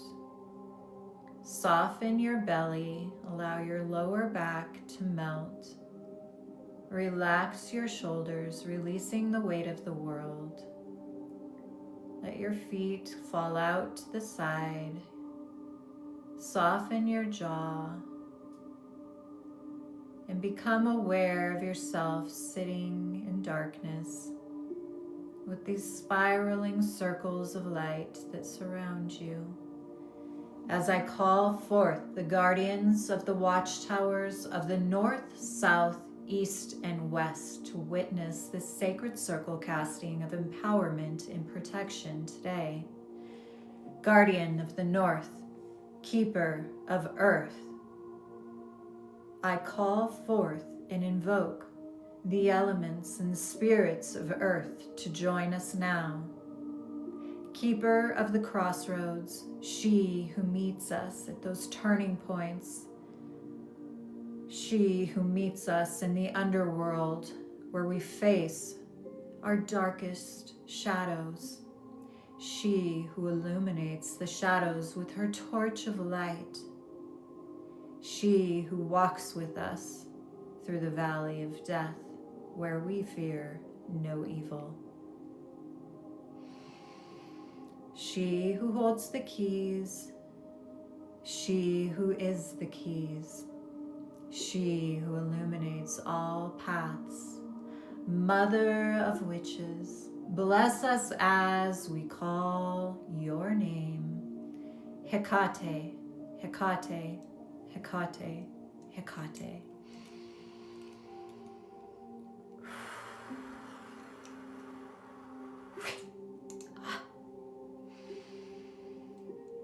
Guardian of the northeast, keeper of the rising sun and the sacred wells and the holy water that can wash us clean. The light of hope. Bless us as we call your name. Bridget, Bridget, Bridget, Bridget.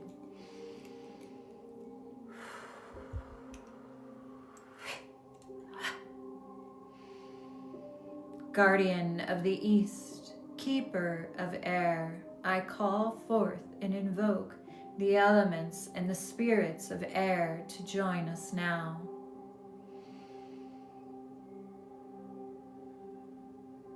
She of 10,000 spells, she of 10,000 names, goddess of transformation, goddess of recalibration, goddess of change, mother, woman, wife, deity, she who invokes the shapeshifter within each of us, reminding us the shape-shifting comes in your decision to change. We shape-shift in our reality many times throughout a lifetime, embodying a new aspect of self. She arrives on this day to remind you her presence is ever near, awakening the spells that live deep in our bones, opening the back of your heart chakra, invoking the wings. The shapeshifter within you arises. Who will you be today? Who will you be tomorrow? Is not who you were yesterday. Bless us as we call your name. Isis, Isis, Isis, Isis.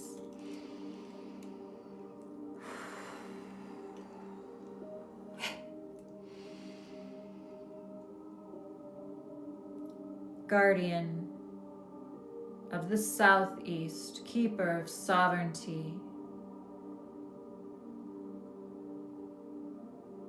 she who rides the winds of change, queen of doing it her own way, she who sings the song of the Divine Mother, awakening the song of the deity, goddess, the source within you. Bless us as we call your name.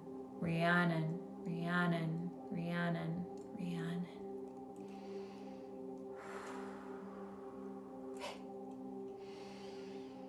Guardian of the South, keeper of fire, I invoke the elements and the spirits of fire to join us now.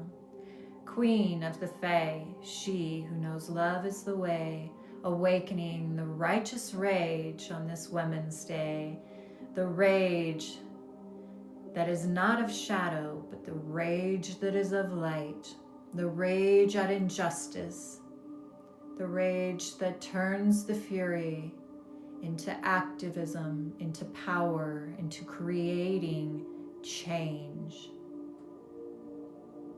She who knows how to release the rage, reminding you to release the rage and return to the sacred waters as she did, to the sacred lake, to give yourself to the waters of every moment that you can.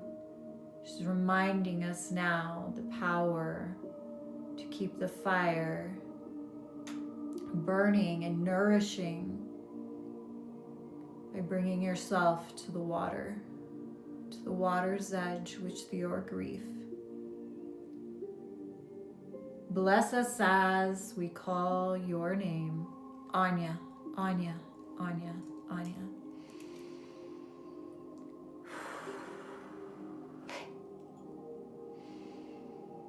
Guardian of the Southwest, keeper of mystery,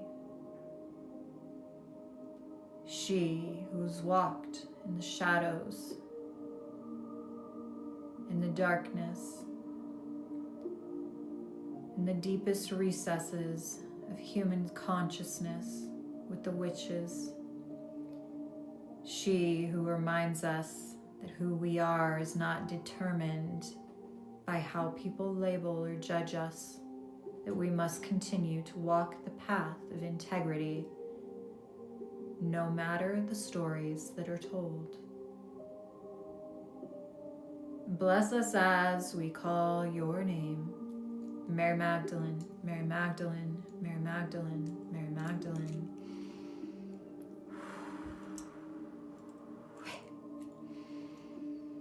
Guardian of the West, keeper of water, I invoke the elements and the spirits of water to join us now.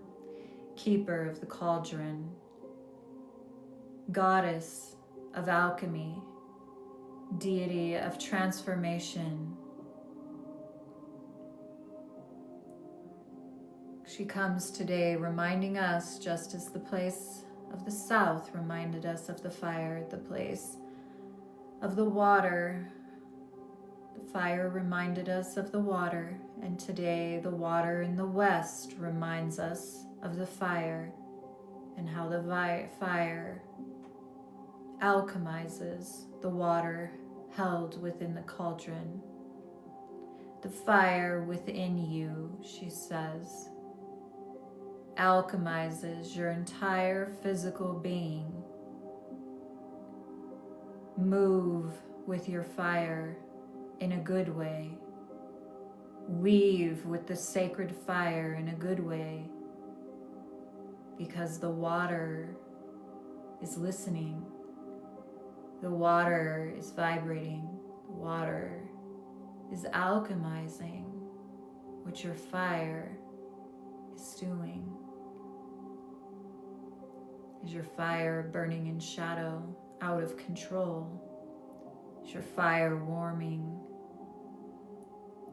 turning your water, your spell, your potion into nourishment?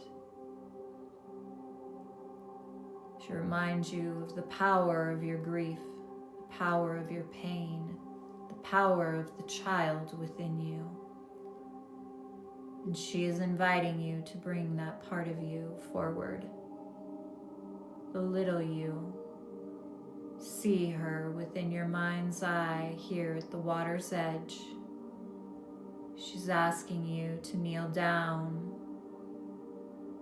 within your mind's eye at the body of water, maybe even the water that is held within your sacred cauldron, and see the reflection within the water of yourself as a child.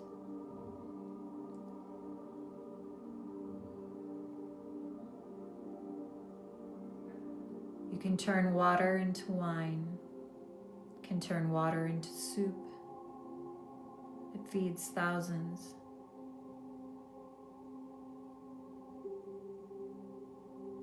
Water can become a marsh, it can become snow, it can become hail. The water can become anything it chooses. The reflection of the child within the water, showing you a part of you that needs to be honored. She's reminding you of your power, your ability to alchemize, lies within the child that you see within the sacred water that you reflect with right now. Bless us as we call your name. Caradwin, Caradwin, Caradwin, Caradwin.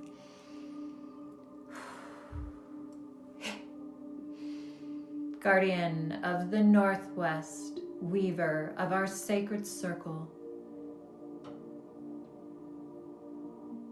goddess of the oppressed, queen of witches, daughter of Diana, daughter of the moon, she who leads the feminine, She who carried forth the 13 powers, weaving our sacred circle sealed this day, reminding you if you are ever quiet, if you are ever willing to listen, that she is present now at this time where oppression seeks to take over the planet. Her magic is beyond the illusions of form. You must listen. She speaks to you often, weaving within your consciousness the magic of what most cannot see or hear. The magic you need now most is woven within the reality that you live, woven into the quiet moments, woven into your voice, woven into the fire in your heart, woven into the intent of your breath. Bless us as we call your name. Aradia, Aradia, Aradia, Aradia.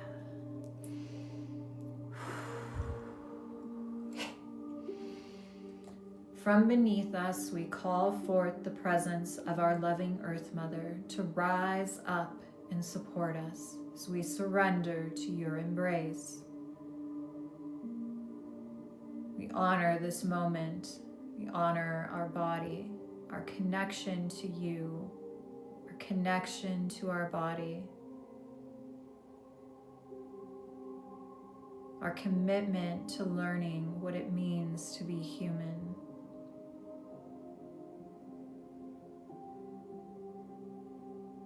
We thank you, Earth Mother, for endlessly supporting us, nourishing us, and creating this space for us to learn and grow. We call forth the ancestors who walk the earth before us, the indigenous of every area, of every person who is casting this sacred circle today as a collective. We call forth those ancestors, the indigenous that walk the land before you in a good way. We honor you. We give our thanks to you for paving the way. We call forth the ancestors of each individual in the sovereign sacred circle that we cast collectively. We call their ancestors of their bloodlines forward, only the ones that walk with us in a good way. We call forth the elementals, the fae, the gnome, the protectors of the Earth Mother. And as we do so, we shift to call forth and invoke the star brothers and sisters who reside in the star systems in which our souls once resonated, once lived before we came to this earth to dwell. We call you forth to witness over, watch over us, the star brothers and sisters that walk with us and witness us in a good way, to hold space at the top of the sacred circle today, bringing your hands to your heart center, left hand on your heart, right hand over the left, as we call forth the I am presence of each person in this sacred circle today, sovereignly, and we do this as a collective, allowing our I am presence to lead the way.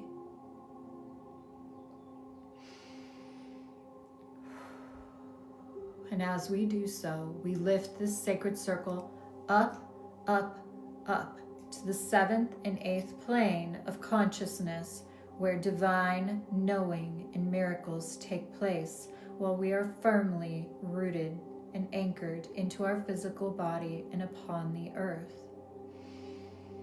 And as we do so, we cast this circle so that it will be opened but never broken when we lie our heads down to sleep tonight, where the circle will open, disintegrate, dissipate, and the wisdom of this transcendent state and time will integrate into our everyday lives and into the week. For now, we seal this sacred circle. We are listening, we are conscious, we are awake to transformation, to shift, to wisdom, to change. This circle is now sealed. As above, so below, as within, so without. It is done, it is done, it is done, and so it is. Blessed be. Taking a deep breath in and out.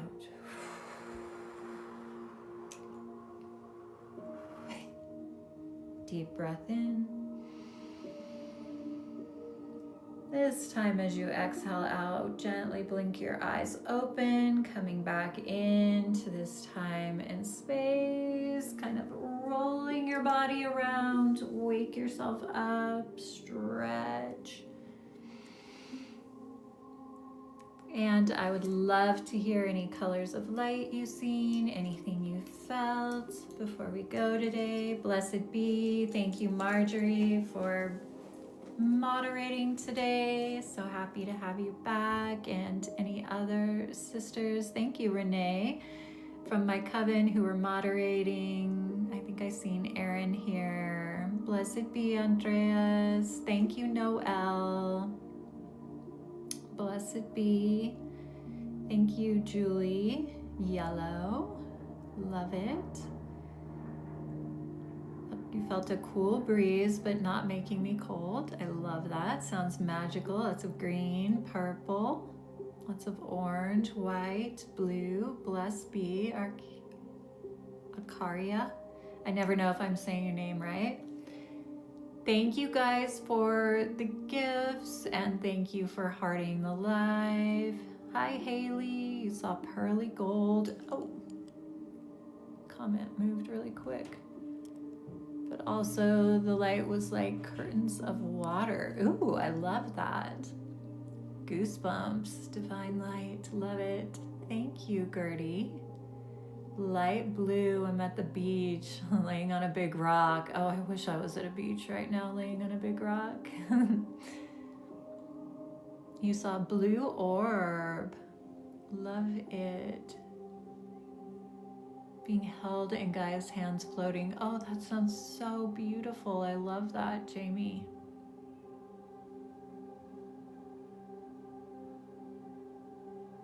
Remember, you guys, we were talking about emotions before we came on here.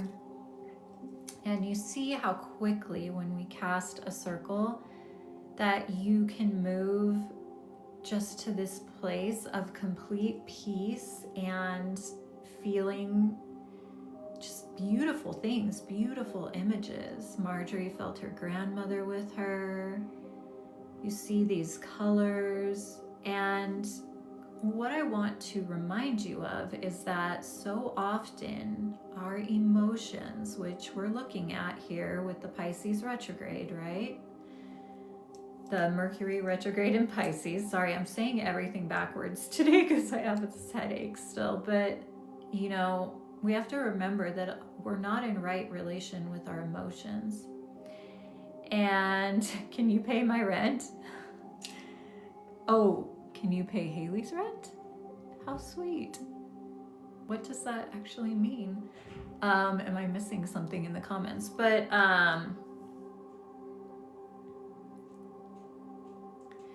anyway, what I was getting at is, was that person being rude? Okay. I'm like, what the heck is going on here?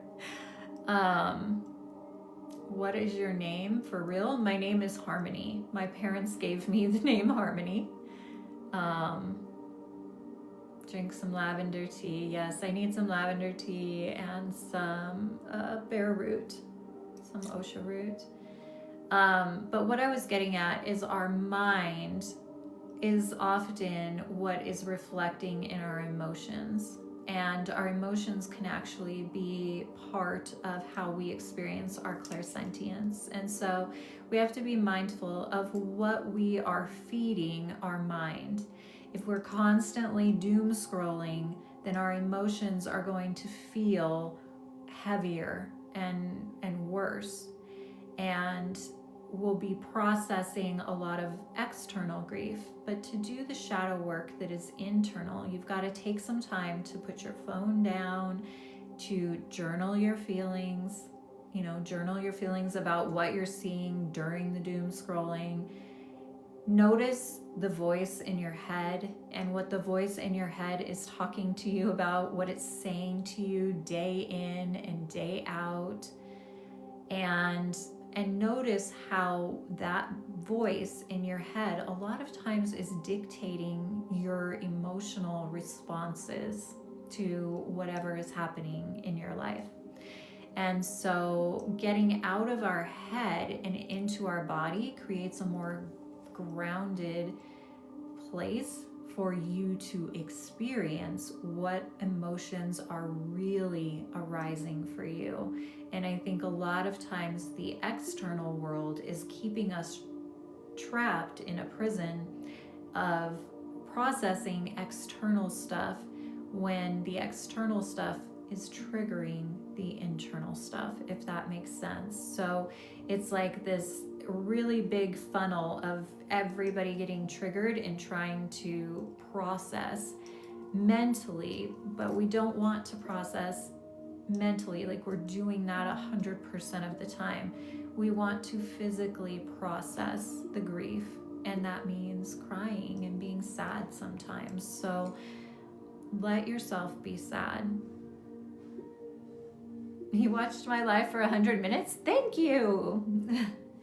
Yes, everything on the news, if you listen to the news, you will be in a depressed state. You've got to take a break from the doom scrolling and go outside. And just like doing this guided circle casting can shift your energy, and you're being held by, somebody said they were being held in Gaia's hands. Like, I can feel that myself when I'm casting the circle, like the Earth Mother's actually holding us. And so going outside, spending as much time as you do doom scrolling outside, soaking up the sun, walking in the forest, taking deep breaths, and shifting what you're feeding your mind. If you can't get outside, maybe it's rainy or stormy, do a guided meditation. Go for a walk around your neighborhood. We really need to actively take ourselves out of what is triggering ourselves to process what was triggered. Otherwise, we're just sitting there processing this external stimulus over and over and over again. And it's like, okay, it's triggered and it's like here, but until you bring it back home and you give yourself time to process, and you're going to do that in the sun. I'll say go out in the rain. The more you resist being outside tells you how disconnected you are, not only from the earth, but from your physical body. Kimmy's saying there's a town called Harmony in California. It's magical. There's also a Harmony in, I think, Pennsylvania. And there's also a Harmony in Utah. There's, I guess, lots of places called Harmony. Not so many people named Harmony. But just make sure you're giving yourself that time away from the doom scroll. Outside, if you can. And dancing in the rain is such a great thing. So if it's raining, even if you go out there just for a few minutes, it's almost like a cold plunge. I have a sensitivity to cold, but sometimes when it's raining, I will go out there and just let myself feel it because of my body just responds. But it's like when you go out and dance in the rain or in the snow, it is incredible the way it will shift your energy. So that's a way you can shift your energy that's not rose water. Like the elements will help you shift. Like it was so windy here yesterday. It was like 50-mile-an-hour winds. If you go outside and stand in the wind and close your eyes, Spirit will speak to you through the wind. Most of us hate the wind so bad, but have you ever paused and listened to the wind? There's something to that. All of the elements are here to serve us.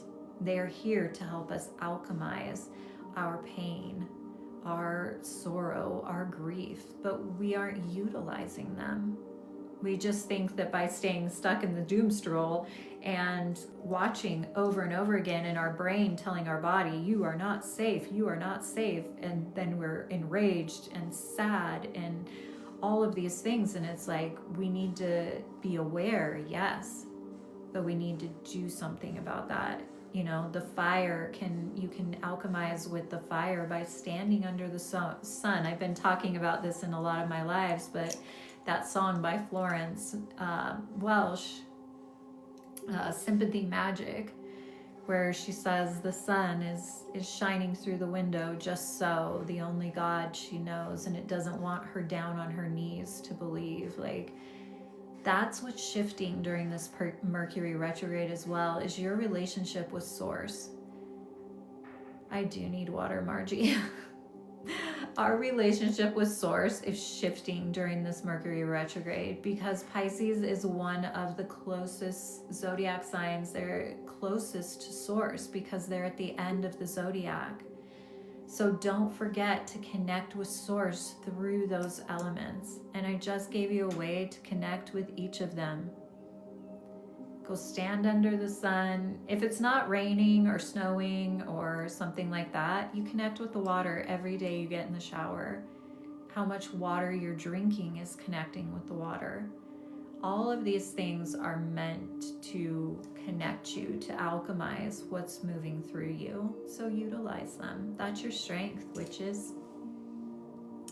Anyway, I'm gonna go. I thank you all for joining me every Sunday. If you haven't checked out my witch school classes, go check out the link in my bio. It has links to all of my offerings. I have a retreat, Practical Magic, in the fall. I believe we have 6 spaces left for. So if you haven't signed up for Practical Magic, go sign up. Thank you for being here. I appreciate you all. I always start between 10 and 10:30 on Sunday mornings. Thank you, Wildflower. Thank you, Gothic Girl. Thank you, Margie, for being my protector. Akaria, thank you. Haley, thank you for being here. And any other of my beautiful sisters, love you so much. I hope you all have a happy Sunday. Go out and stand underneath the sun. Think about everything we talked about. Take in that state. I'm in Arizona, and I always tell everyone Arizona time because part of the year Arizona is in mountain time, and then the other part of the year Arizona's not in mountain time. So I always say when you're converting it, just type in Arizona time, because Arizona stays the same time year round. We never change our time. But for whatever reason, I don't know, Arizona, it's weird. We never change our time, but I need to talk to somebody and understand that so I can explain it to people. But anyway, just look up 10 a.m. Arizona time. That's when I'm here every Sunday. If you haven't followed me, follow me, and follow my dear sister Margie, who's our priestess. And hopefully I'll see you at my retreat. Have a beautiful Sunday. Take care of yourself this week. Remember, as the moon is waning, you are releasing, you're letting go of what no longer serves you. We are almost to spring equinox and Aries season, and everything's gonna start going even faster. So use these last 12 days of this season to really do your shadow work, to rest your head on the earth, to soak up the sun, to wash it all away, to breathe in the healing. Love you all. Blessed be.